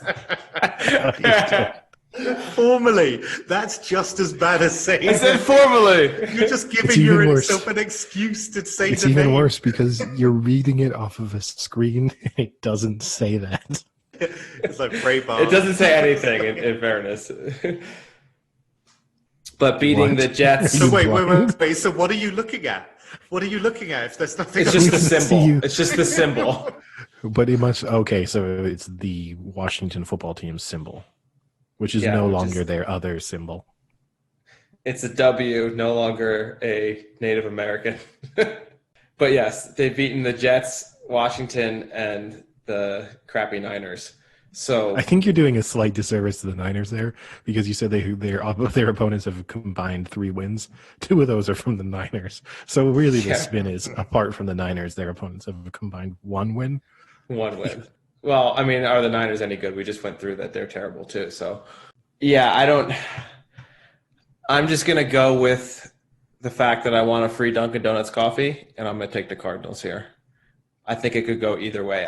I agree with what Eddie said. I can't – it's tough to be confident in this game. I don't know what team is going to show up for either of them. They both have a little Jekyll and Hyde in them. So, are you considering this as 1.5 points, Frank? You want to do the Falcons-Panthers kind of one where you're going to take the Cardinals, the spread to be covered? No, I'll go Cardinals in both. Okay. If the Cardinals win, they win. Yeah. Okay. I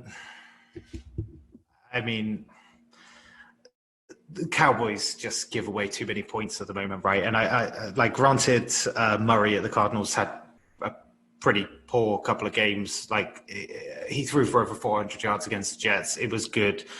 It was a good performance, even against a terrible team. And for me, the Cowboys can't stop people scoring, and I think the Cardinals can score quite a few on a good time. So I think for me, I'll take the Cardinals, and then to obviously cover that spread as well. So, and I think that's it, right? I don't think I'm missing any games. It's all a bit changed up, but I think that's all of our games, right?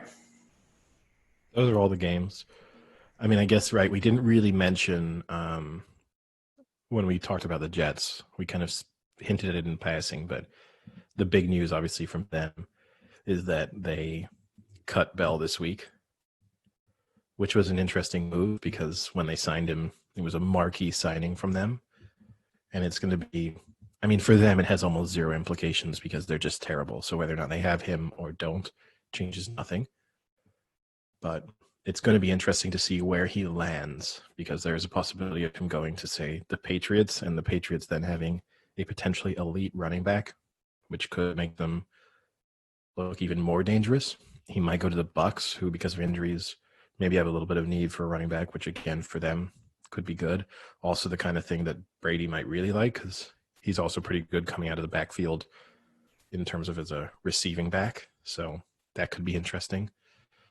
That's and the interesting spin there is I think the Jets owe him around $6 million for the season.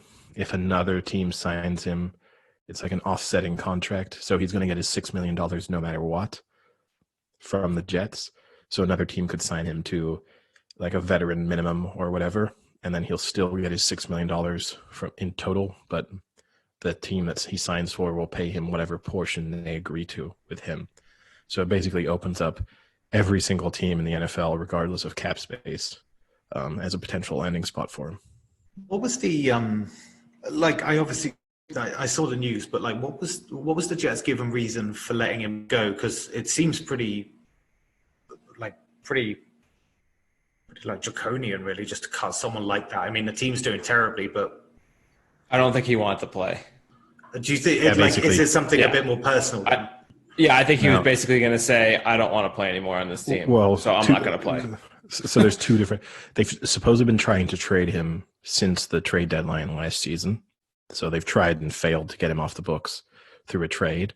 And then I basically think they figured we're not going to be able to trade him because of his contract. So he's unhappy, probably potentially a cancer within the team. Let's just get rid of him. He has cancer? The second issue too is there's been some rumors like he liked 2 tweets where people had basically insulted Adam Gase and called him incompetent, and Bell had liked both, like 2 of them, and supposedly the team was really unhappy with the fact that he'd done this. They thought it was unprofessional, which admittedly it's unprofessional, and that's also supposedly part of the reason why. And speaking of players who maybe are getting themselves into a little bit of a complicated situation by not behaving themselves and being the best role model in a locker room, we discussed Michael Thomas being suspended for the Monday night game when we recorded on Monday, and being suspended by the Saints. And the reason for that was supposedly that he'd got into a fight. As it turns out, he was not suspended by the Saints. They just decided not to play him. He, however, was fined his weekly game check. And the reason why he was not played wasn't so much that he got into the fight.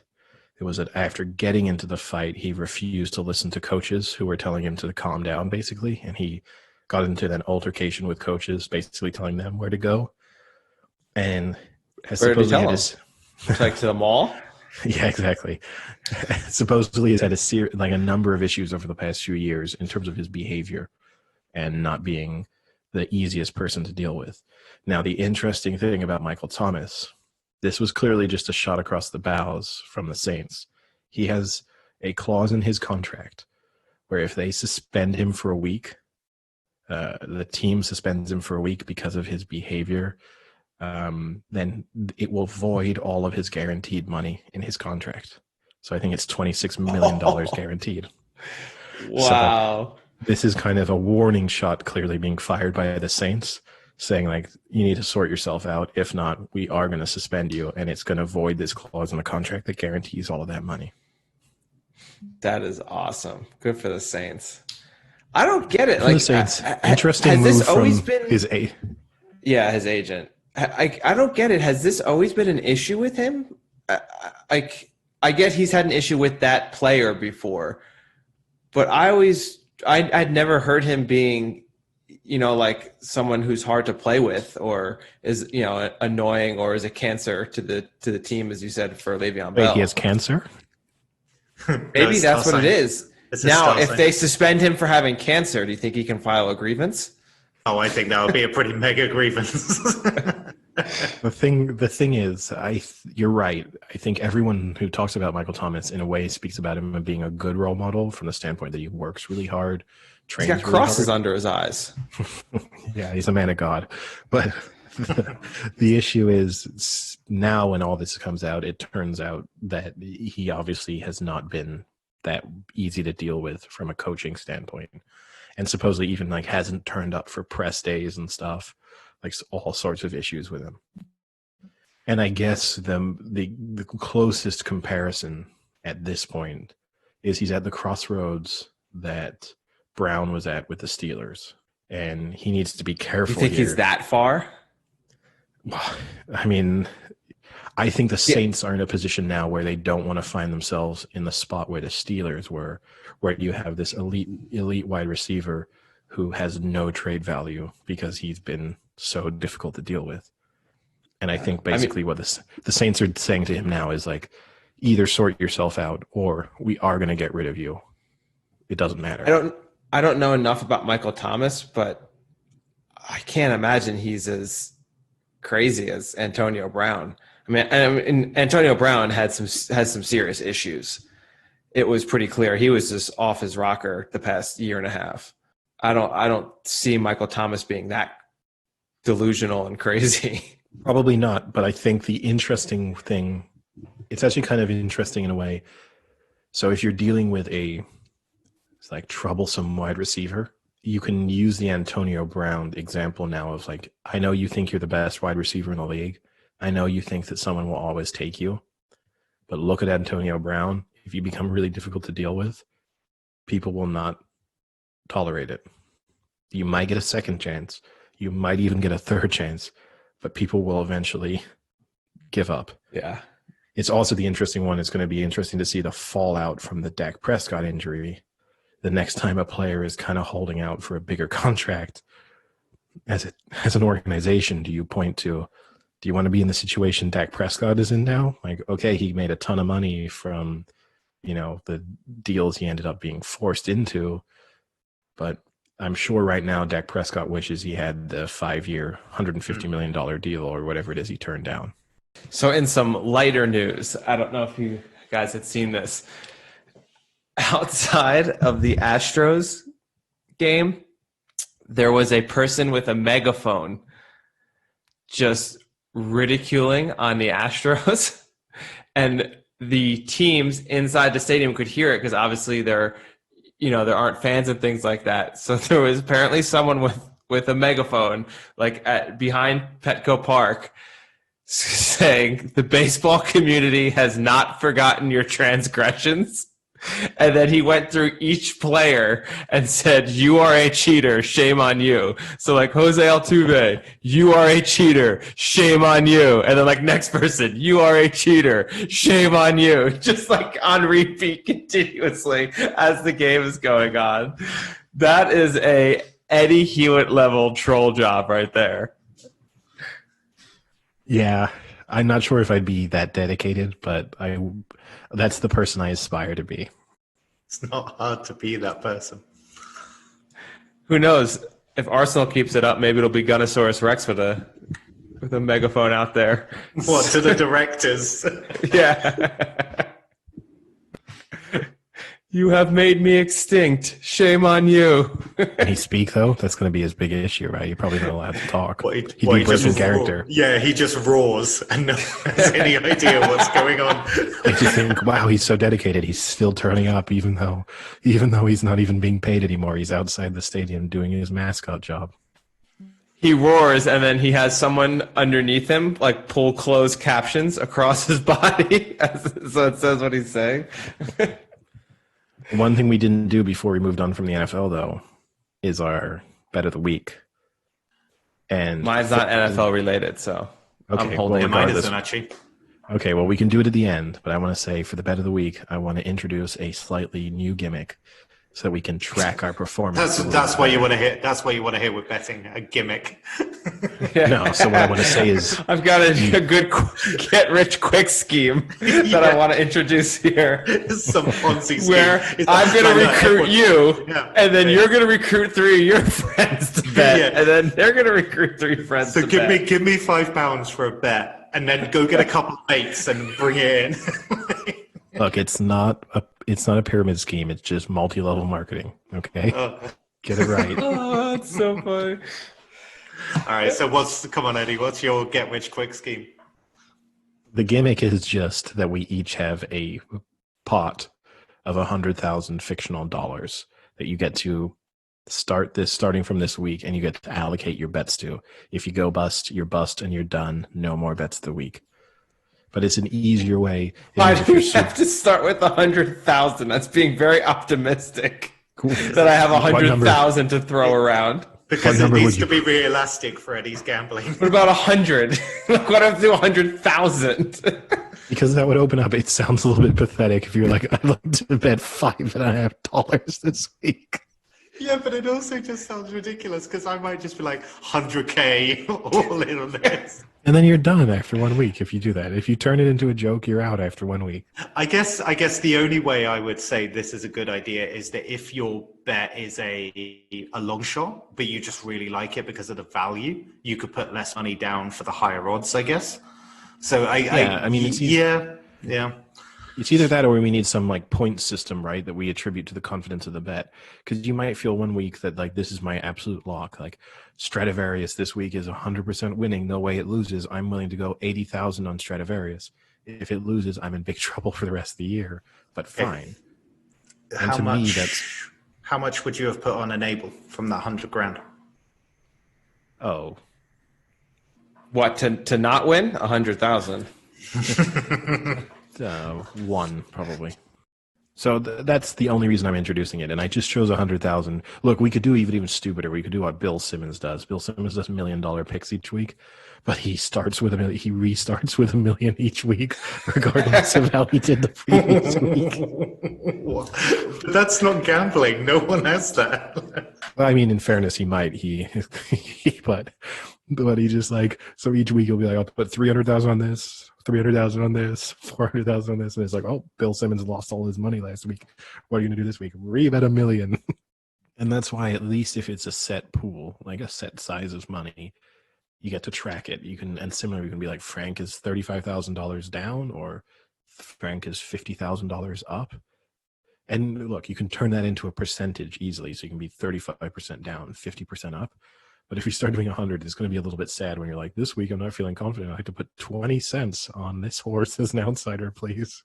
Really pathetic, like end gambling, where you're just like down to your last bit of money. And I'm just sat there with like $30 left from 100 grand, like inches away from jumping off. Oh, that's also what I want to see. I want to see one of us just hit 0 within 4 weeks. It's like when you've run out in your account, but then you see you have like $2.35 in bonus money, and you're like, oh, this is it. I'm gonna turn this $2 in bonus money into 1,000. Yeah,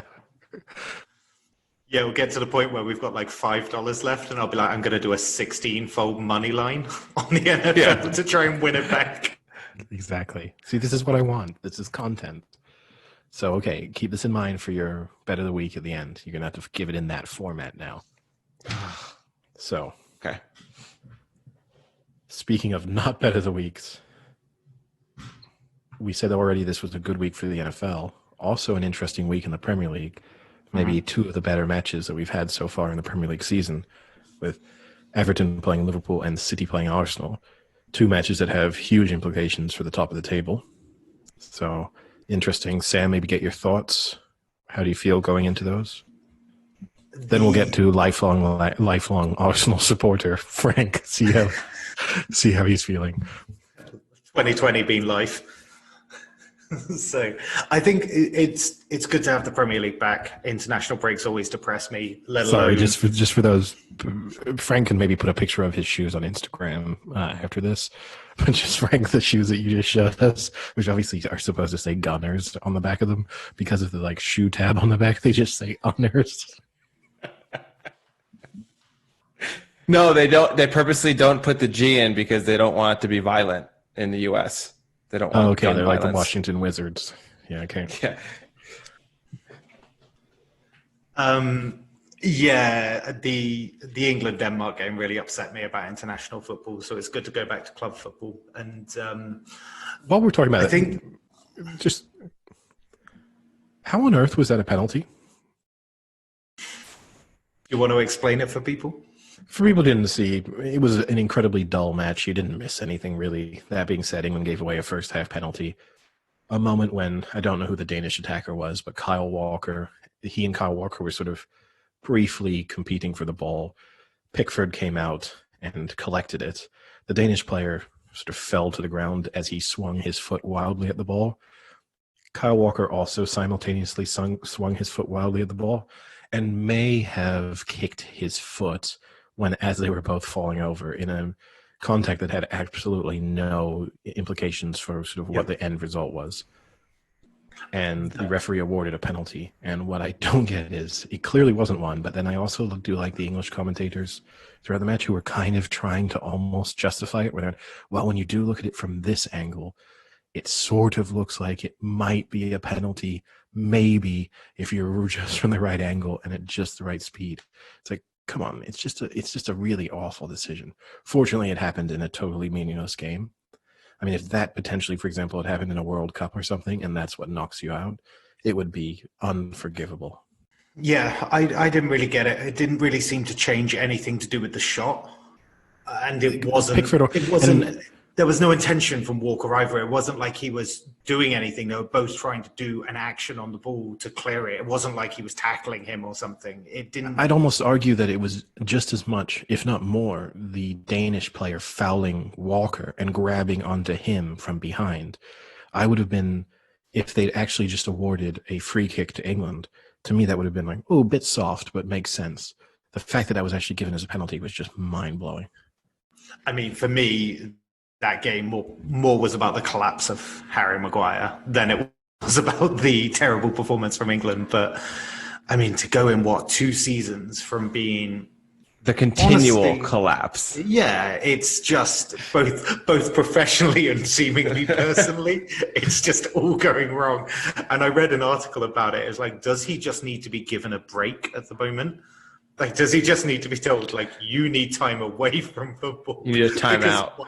Whatever you do in your personal and professional life is negative at the moment. Well, I think just for the record, I own no Harry Maguire clothing, apparel, shoes, memorabilia, anything. So it's got nothing to do with me. That one is not on me. I'd say the opposite. Imagine how bad his life would be if you did. Do you want me to go buy? Do you want me to go buy something? See if I can make it any worse.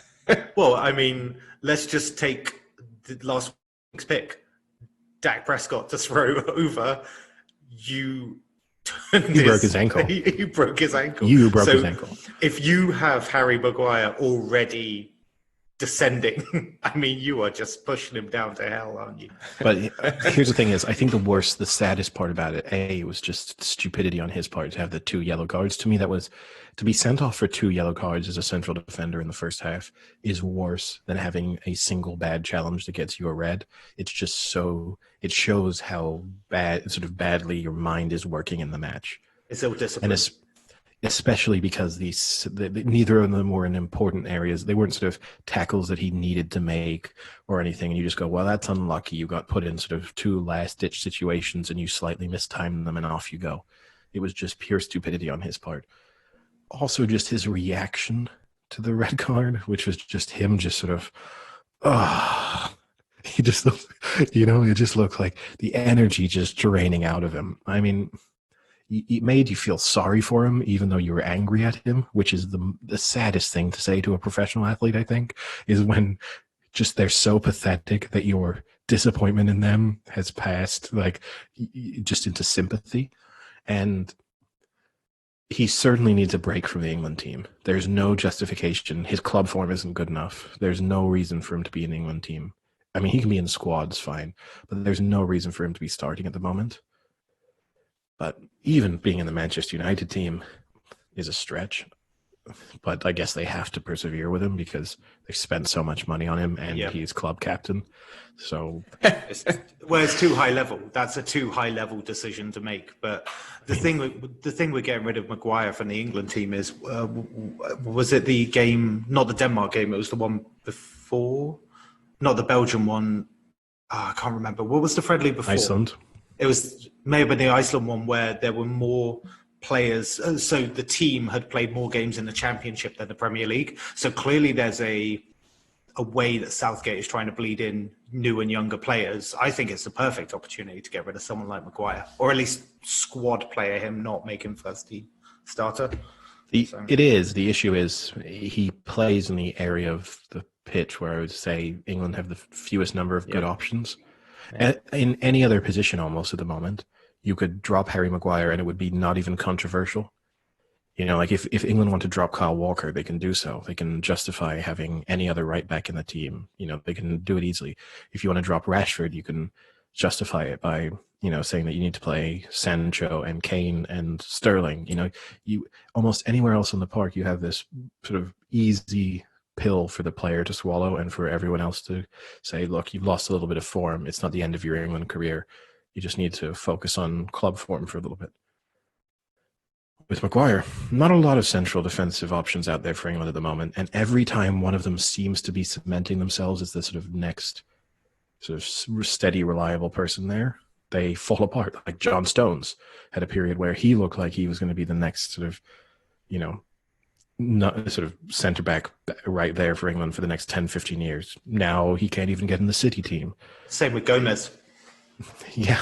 I don't know if Joe Gomez ever looked quite that promising. But no, but he was a promising, like you say, it's a skinny selection that England have there, but Gomez was one of them. And then like kind of even just that performance against Villa just completely threw him off, like threw him out of that running. Speaking of which. Yeah. But I mean, just to touch, at this point, right, Leicester feel like it was daylight robbery, the 80 million for Maguire, right? Absolutely. I think it's one of those where you sold him at the perfect time and you have just they saw it coming. Yeah, you have reaped the most apex benefit amount of money that you could have done. You have sold him at his absolute zenith of hype, popularity, quality, and he has just descended from there. Like that is the most damning indictment of Harry Maguire's current career trajectory is that I'd say he's about 10 years away from being a reasonably difficult pub quiz question, where the thing about his career is name the England player who rode an inflatable unicorn in a pool at the 2018 World Cup. And that's me like, oh yeah, that was Harry Maguire. I remember that. That's right, when we thought he was really good at headers and his head was really flat. Yeah, who was called Slabhead. Exactly.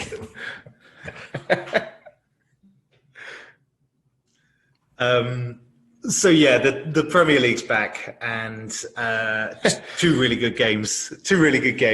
Merseyside Derby under strict quarantine now, so no one could either go near it or watch it in a pub nearby. But whatever. I think I said a couple of weeks ago before the window, international window, that I like the idea of the Everton, Arsenal, and there was another team where it paid something absolutely ridiculous, like a crazy amount of money. The more I look at this Liverpool-Everton game, the more I see this as a good opportunity for like Everton to come back down to earth a bit, Liverpool to bounce back, because the last couple of games have been pretty dull between these two. I think it's been like 0-2 of the last three have been 0-0. But when you look at the opening four games for both of these teams combined, they've scored 23 goals, and obviously Liverpool have just conceded a lot as well. So I think they're averaging about, if you put that together, it's about 3 a game. I think Liverpool will bounce back. I think they'll win this one. I think in a way they kind of have to. They need to show that 7-2 was an absolute fluke, and they need to put in one hell of a performance here. I think Everton are really good. They're clearly not going to win the league. That might come back to bite me, considering Leicester a few years ago, but there's a bet I really like in this one, and I know you're not a fan of these kind of doubled up bets into singles, Eddie, but I like the idea of their Liverpool winning and over 2.5 goals, because it pays about 6-4, I think, or 7-4. And I think that's just quite a nice thing. I expect there to be goals in this game, and I think Liverpool will win it. So I may as well I'm just getting a little bit more value on it. I don't know what you think. But. I don't hate that, although I probably would prefer the over 1.5. I always think the over 2.5 is just a little bit risky because, you're then hoping that you have at least one goal in the first half. Like if you're 0-0 at halftime, you're not feeling very good. I think Liverpool will bounce back. At least I don't expect them to lose. I'll put it that way. I think Sadio Mane being back for them is a huge boost just because I think he might be their most important player. Even though he occasionally kind of flies under the radar and when people are looking at, how their team is set up. So I think that's big for them. I think they'll win. In a way, I think the fact that Everton are now, they've had the 0-0s, but that's been in situations where Everton have, like last season, were a more defensive outfit. I think the fact that now Everton play sort of slightly more expansive football might play into Liverpool's hands a bit. Now, it's going to be the interesting test to see if Ancelotti kind of perseveres with that going against, a very dangerous team going forward. Mo Salah, one off. He's on 99 goals for Liverpool as well. So you're backing him to get his 100th in this game? Well, I'm sure they'll get like 5 penalties now, and everyone will rave about him again. But, but yeah, no, I think they'll win. But I definitely don't think they'll lose. I'm surprised. I think there's decent value in them. Just to win, there's decent value. So yeah. Last time Liverpool lost back-to-back Premier League games, Eddie? 5 years ago. Yeah. They don't lose back-to-back games. So I mean, unless you're saying draw, I think it's a Liverpool win. And then I really like Arsenal in this next one. I don't know what you think, but I really think if De Bruyne doesn't play, I really fancy Arsenal in this one. Frank, what's the feeling at the Emirates at the moment? The feeling is strong. Dude, Highly strong. Emirates Nation, do they have, what have they been saying? They've been saying thing. A lot. That's a Middle Eastern thing. I mean, what I would say is the value is definitely in Arsenal or in at least like a double chance. What's a double chance right now for them? It's still probably over evens, easy. Oh, for sure. I think they're like 2-1. I think their 6 to win the game. Yeah. So, yeah. Like 2-1 then for a double chance. The issue here is it's a little bit what Sam touched on. It's going to be the injuries for City because is Kevin De Bruyne playing? Is Raheem Sterling playing? You have 2 very crucial players for them who are both and Aguero potentially. Well, I don't know if Aguero is that important to them anymore. Well, you have Aguero and Jesus are both out, right? So I think Jesus is supposed to be back. I think City will win. I think. I actually feel the opposite. I don't think Arsenal are very good defensively, and I think this is a tough match for them. I'm not sure how well suited they are to playing a team like City. I know that they can do what they did last year against a few good teams and sit back and try and hit them on the counter, and they've got tons of pace, and that's possible. But I also just think that you might have the more likely outcome is that City just pick their way through them and score several goals. So I would again. Not something I would opt for with my actual money, but expect there to be sort of over 2.5 goals and a City win. Okay. I think Arsenal, the way they beat them in the FA Cup last season in the summer is exactly how they'll win this game again. I think they're better defensively, and I think they do look a lot more disciplined under Arteta.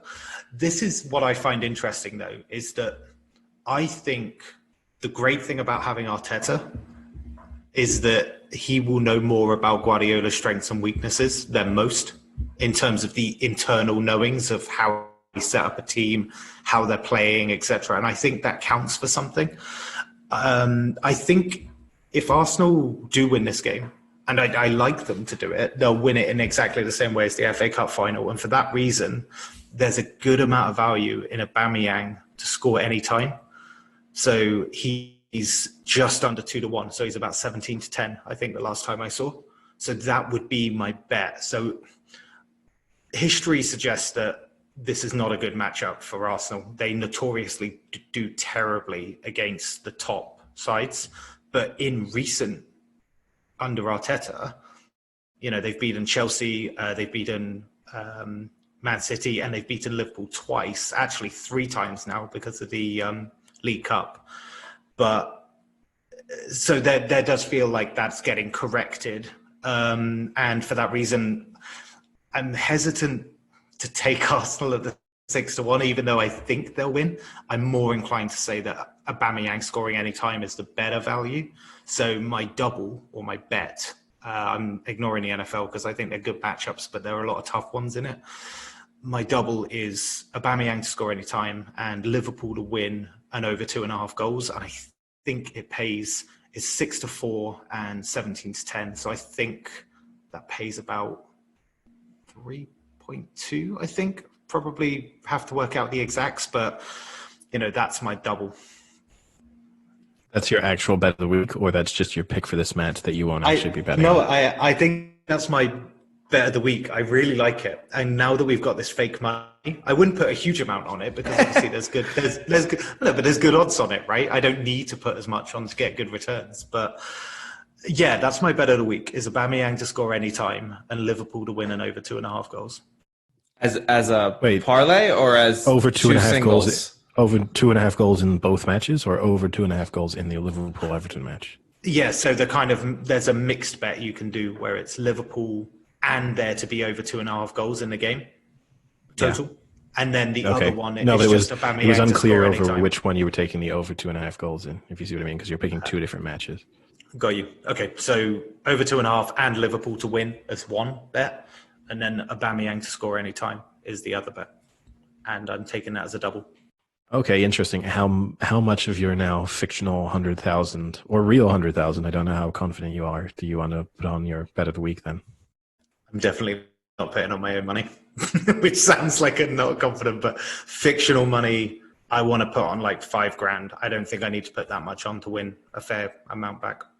Okay, so 5,000 on that as your bet of the week. If you win, would return 29,900. Shade under 5, Sam. It's pretty good. Frank, do you have your bet of the week? Yeah, I can segue in because I also want an anytime goal scorer. So I am going for Zaha to score anytime. He's got 3 goals in 4 matches, and he's playing Brighton, who he's scored the most goals out of any other team in the Premier League in his career. And it's a pretty decent price. I think it's about almost 3-1. So for someone who's already, hitting the back of the net, playing a team he seems to feel comfortable scoring against, I think it's a pretty good bet. Yeah, he's 5-2 anytime goal scorer. Love it. So how Book much me of your... for $10K? Wow. Okay.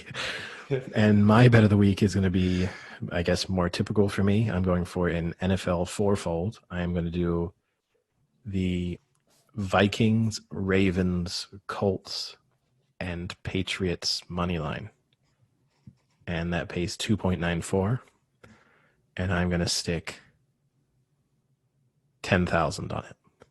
Oh. So interestingly enough, if we all win, we will have very similar returns from our various bets. That's why I picked mine, so I could be even with Sam. Yeah, we basically, if we all win, we basically come out around about the same level of each other. Now, admittedly, if we all lose, Sam's 5,000 up.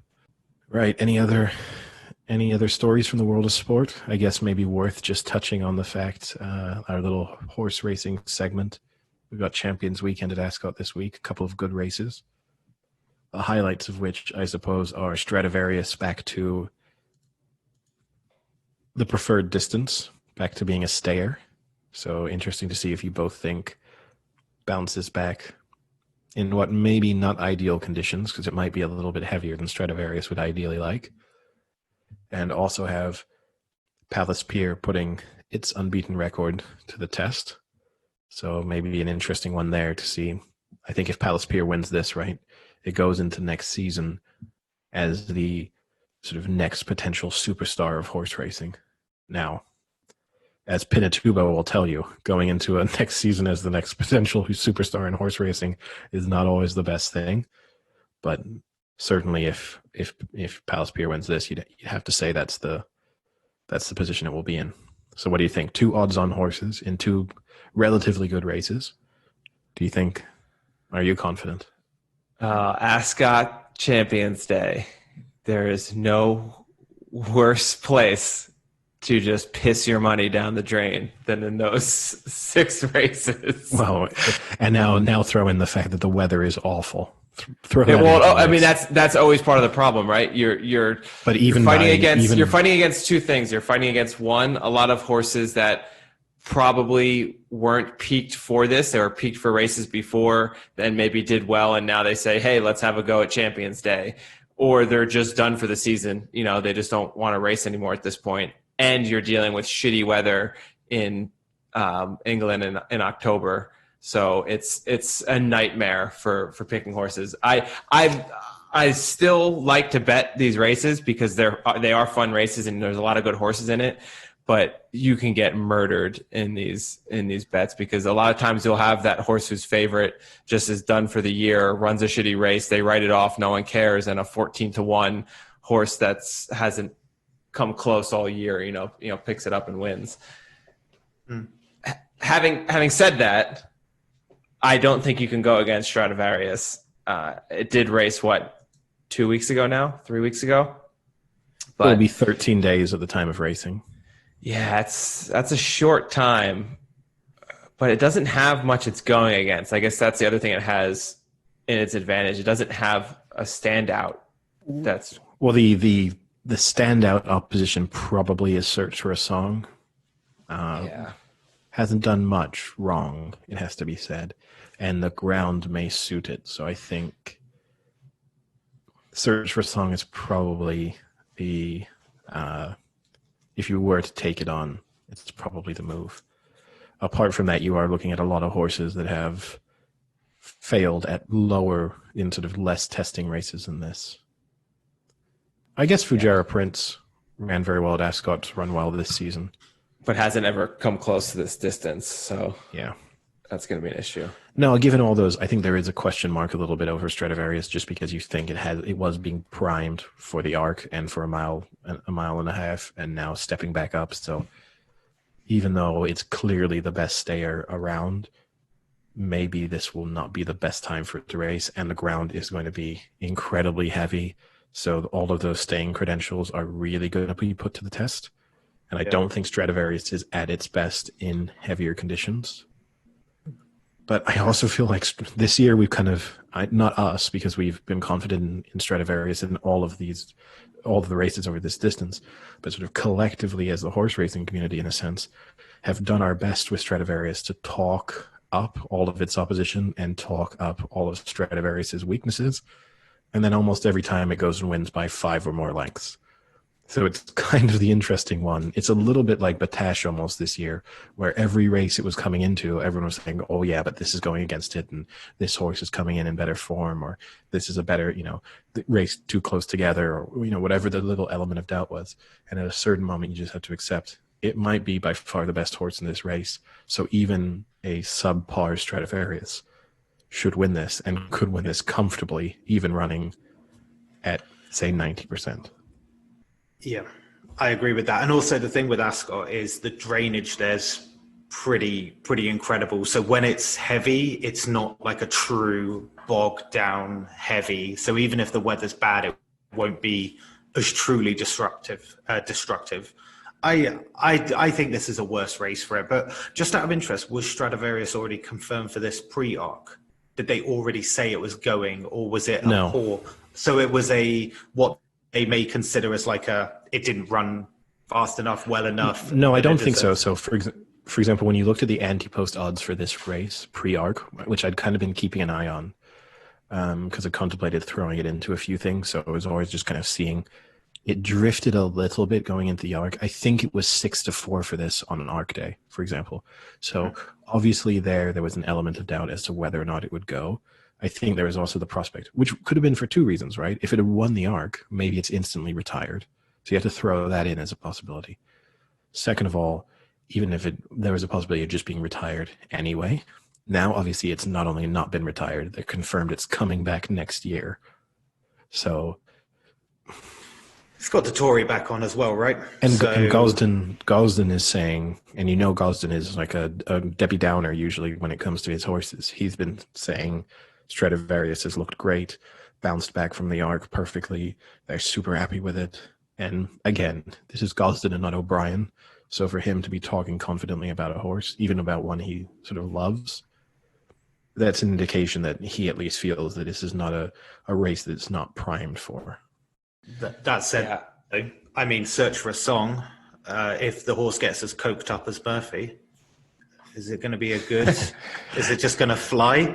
Yeah, Murphy will get off it and be like, I can't believe that was over 2 miles. It felt like a 5 furlong sprint. I think the value is Stradivarius. I think it's got the Tory back. I think it would be over 2 more miles. experience. It's a 1.7 and a bit, but even so. I think there's good value in Stradivarius at 4 to 5. I still think there's value there. I think it is the best horse in it. It's had the experience over it. The Tory's back on it. I think it's run at Ascot. It's used to Ascot as well. So, for me, I take Stradivarius. The race I'm interested in is that 340. It's almost like that's been almost all of our discussions when it comes to horse racing, right? The kind of magical, all those 1-milers. We already know who you're taking, Sam. We already know that you're gonna tip Pile Driver. I know that you have to do it. Serpentine's in the race as well. Oh, maybe you can tip them all. Magical. Oh, here we go. I'm not I would. Pile Driver, Serpentine. Yeah, Japan. The Champion Stakes is going to be a good race. So I think Sam's right on that one. Magical's the favorite. I can't take Magical when she's the favorite. That's whenever she is favorite, it never wins. So I mean, I will tell you that your history would show you to be absolutely wrong because it's only one, maybe 2 races above odds on. The argument here would be favorite when not odds on. Perhaps that's the spin. But the case against Magical is when you look back historically through all of its Group 1 wins, it's like, 2 to 9 in a Group 1 in Ireland. Yeah, but that's different though. I mean, 2 to 9 in a Group 1, it's clearly not racing against other Group 1s. Like when it's predicted to do well in a tough competition, I feel like it never does. That's kind of what I'm saying. You're right. You are right. I am completely wrong on that it was really low odds for those, but I don't even consider those big races. We need to clip that recording. I'm going to fall asleep to that every night. Yeah, you do more than fall asleep to it. It's a difficult race for me, though. I have to say that one. I find that really tough. There's quite a few horses. I have in my there pick for that one. All right, what is it, Frank? Can I predict what I think your pick is? Adeab. Okay, yeah. Interesting. That was not who I would have thought you were going to. I'm going to go Adeab each way, 10 to 1 right now. It's a good each way bet. It loves Ascot and loves soft ground. And you combine those two, and that's it. It'll be up there. I mean, its form in Ascot, it was second to Lord North. It was second to Magical. It won. I like that you're naming horses in this race. I like that you're naming horses in this race that have beaten it, though. Yeah, but I'm also naming like coming into this. It's lost because to this one. It's lost to that one. A big knock it has is that it's not up to that level. But I think that's a bad knock considering it is right at the level of these horses. It's coming close to beating them. It was within a length of beating Magical last year. I think it can easily do it this year or come close again. I think it'll hit the top 3. Yeah, my tip for this race would be Scaletti each way, which is around 10 to 1, depending on where you're looking. Can be a little bit bigger, a little bit shorter. Ran well at Longchamp. My only issue with it is it's 2 weeks. So you're always worried that that's taken a bit out of it, but obviously ran well at Longchamp in horrible conditions. So I don't have any fears about the ground going into this one, at least, which you could be worried about with a few of them. But yeah, I actually don't love this race. I think this is a race that kind of looks way better on paper than it will be. I think these are a lot of nearly horses racing against each other, and I don't think there's any real star quality in this. I'm torn between Power Driver and Serpentine. I mean, I'll disagree with the star quality aspect because a lot of these were good art prospects and at that moment. The thing with Power Driver though is in the ledger, if it wasn't for the horrible drift it had, it was looking good and it was looking strong. Problem is, Power Driver I think has only run on good ground, so it would be a complete unknown in the elements that it's in. But I think it went off at about 7-2 in the ledger, and now going 12-1. I think that's too much of a reaction the wrong way. So I think there is value in a 12-1, and the issue I have with Serpentine is the reason I was tipping it up in the Arc. It's exactly the reason I probably want to tip it up here, is because it's an unknown. Aidan O'Brien said he liked it over the ground. It did enough in France before the Arc to suggest that they supplemented it massively for it. And they still got, I wonder if they got all that supplement money back because of the fee. No. I'm guessing they didn't. No, they didn't get it. No, they didn't get any of it back. They didn't get the supplement money, and there was a bunch of other expenses too, of like sending the horses over and prep and all that. They didn't get any of that back. They made the choice to do it, didn't they? They were like, rather than put them in and then arguably throw the Arc into a slight disrepute, right? Of then the horses testing positive and stuff like that. So they did it on their own back. So I guess that's why they don't get any money. The real question about the supplements, I suppose. Are they going to get money back from their supplier that gave them supplements that didn't pass a drugs test? I mean, that's probably an insurance. There's probably an insurance. I meant that more. I'm implying that O'Brien is drugging his horses, Sam. Just to spell that one out more clearly. So that's going to be the issue, right? Several horses in here. How many of them? Which one of these will be? What's more likely to fail a drugs test this weekend? Oisin Murphy or any of the O'Brien horses? How's that for a match bet? And it doesn't have to be Aidan O'Brien because they all tested positive. All the O'Briens, they share tainted feed. Yeah, can we do like an over-under on the level of drugs in their body rather than whether one is negative or not? Because they're both going to be positive. So yeah, it's a toss-up for me between Power Driver and Serpentine as the value. I just think I'm going to go Serpentine because it's almost the same down and trip, but I still think it's just the same unknowns for the Arc survive this one. And for that reason, I think I'll probably tip up Serpentine again. That's fair enough. I think you could make a case for almost every horse in this race. And then just because even though we mentioned it, is Palace Pier then your selection in the 305?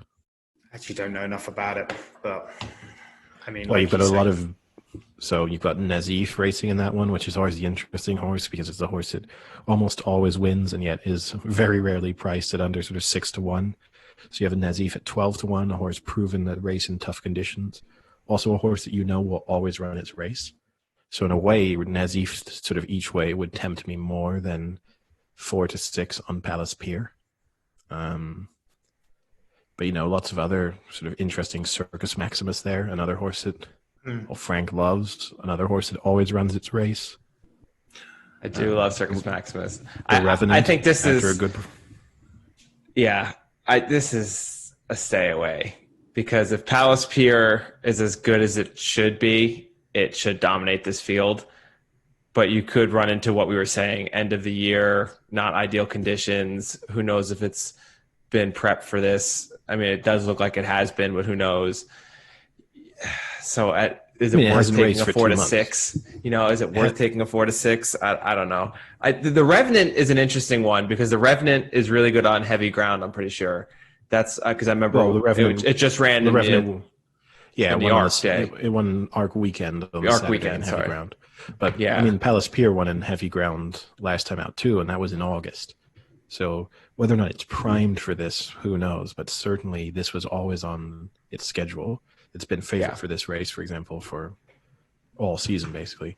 And having not raced for 2 months, you'd have to assume that quite a long time ago they made the decision that this was the path that it was going.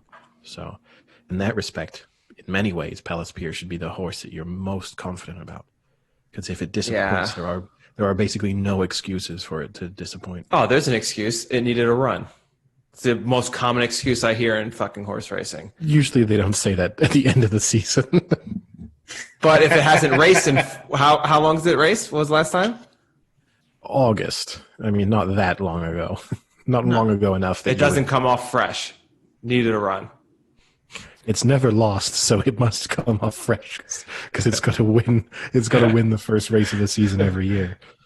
2 years in a row, it's obviously won its first race of the season. The only other horse I really like is Dream of Dreams in the sprint. I'm questioning whether I want to put additional of my 100K on that.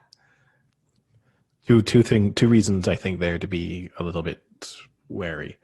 One, already sprints to me are always kind of rolling the dice a little bit unless you have real star quality that you're certain of.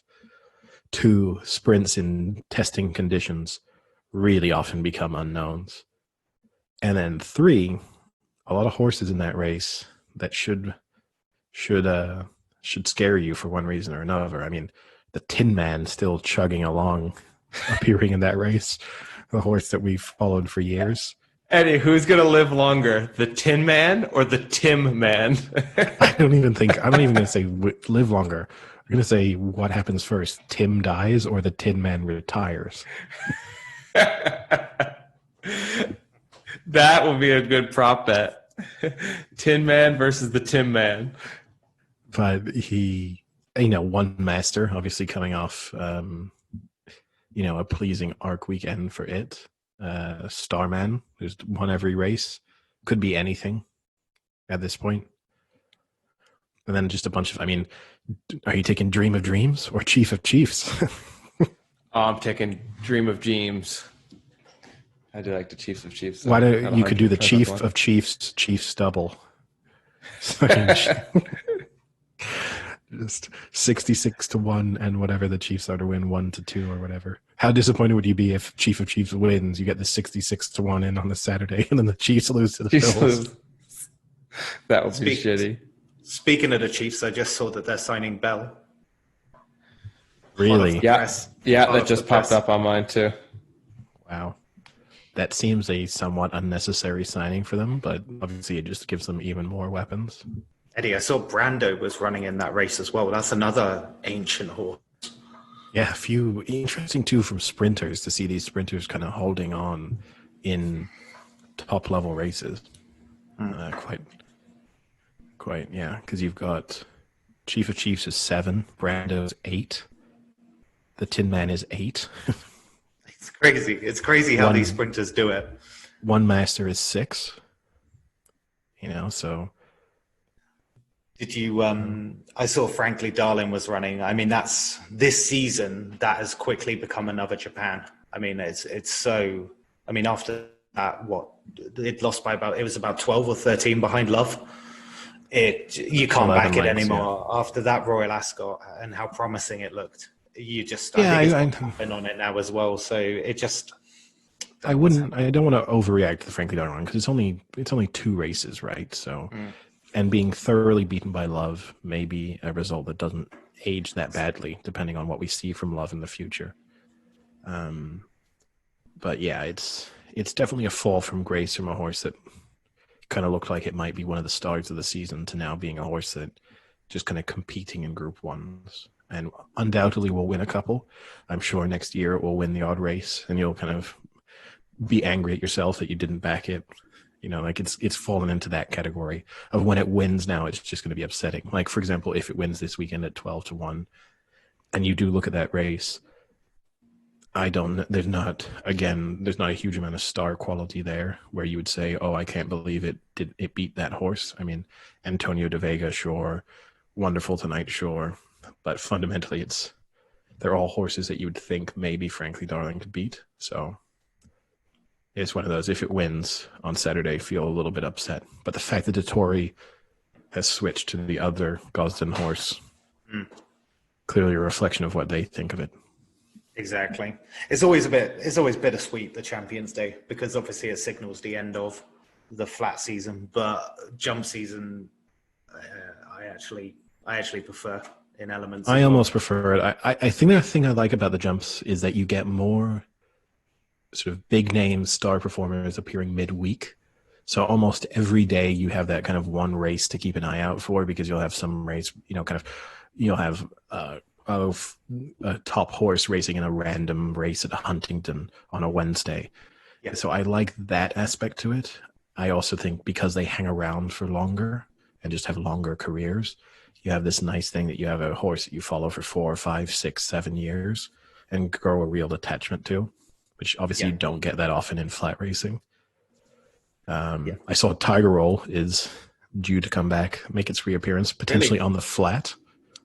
I think at the end of this month. Supposedly that's the plan for it at the moment. That will be its reappearance. But you have a ton of national winner, wasn't it? Tiger Roll. Yeah, that was back to back. Yeah. I mean, it's like what it's known for. No, I know. Didn't that horse win that big race a few times? Wow. Like the biggest race in the world in jumps racing? Did it race in that? But no, yeah, I think that's the exciting thing. In a way, yes, it's disappointing Champions Day. It's basically the conclusion of the flat season. But you do have, when you look at the horses going to be reappearing over jumps by the end of this month, kind of first week of November, almost all of them will have made a reappearance. So there'll be lots of races with kind of interesting participants. Yeah. What I like is almost with jumps, you get this almost like soap opera style to it, where these horses have these little rivalries, but everything is geared towards Cheltenham Festival. And I just think it makes it so interesting. Like, seeing what they do in these little races, like you say, at Exeter or Huntingdon, where they go off 1-8 favourites, and it's a case of sometimes they fall because it's their first outing, sometimes they win by 30 lengths, it's ridiculous. But everything is geared towards that 5 days at Cheltenham, and it's so good just to have those like rivalries go through it. And like you say, with the age of the horses, like the Corto Star, Denman style, where just every year it was one or the other. It was so good to watch, and that's what I love about jumps. Yep. Now it'll be interesting to see, and obviously we'll focus on that more as that kind of picks up. Any other stories from around the sports world before we go? No, I'm just going to get my meat smoking. Dogging. Have a nice night. I currently have a nice brisket and a pork shoulder and ribs on the smoker. Wow. Yeah, it's about 20 pounds of meat there, Eddie. A lot of meat. A lot more meat than you could handle, Eddie. Is it more meat than Sam could handle? I don't think $1 million question, isn't it? No. There have been many challengers, but so far, no champions. The limit does not exist. For all those, though, who don't know, Sam is a world champion barbecue eating contest. He's put down 15 pounds of brisket in one sitting. I'm going to make a joke, but even for me, it's too far. Okay, on that note, bye. Was it smoking sausage, Eddie? No. All right, then just hold it. All right, see you guys. All right, talk to you guys later.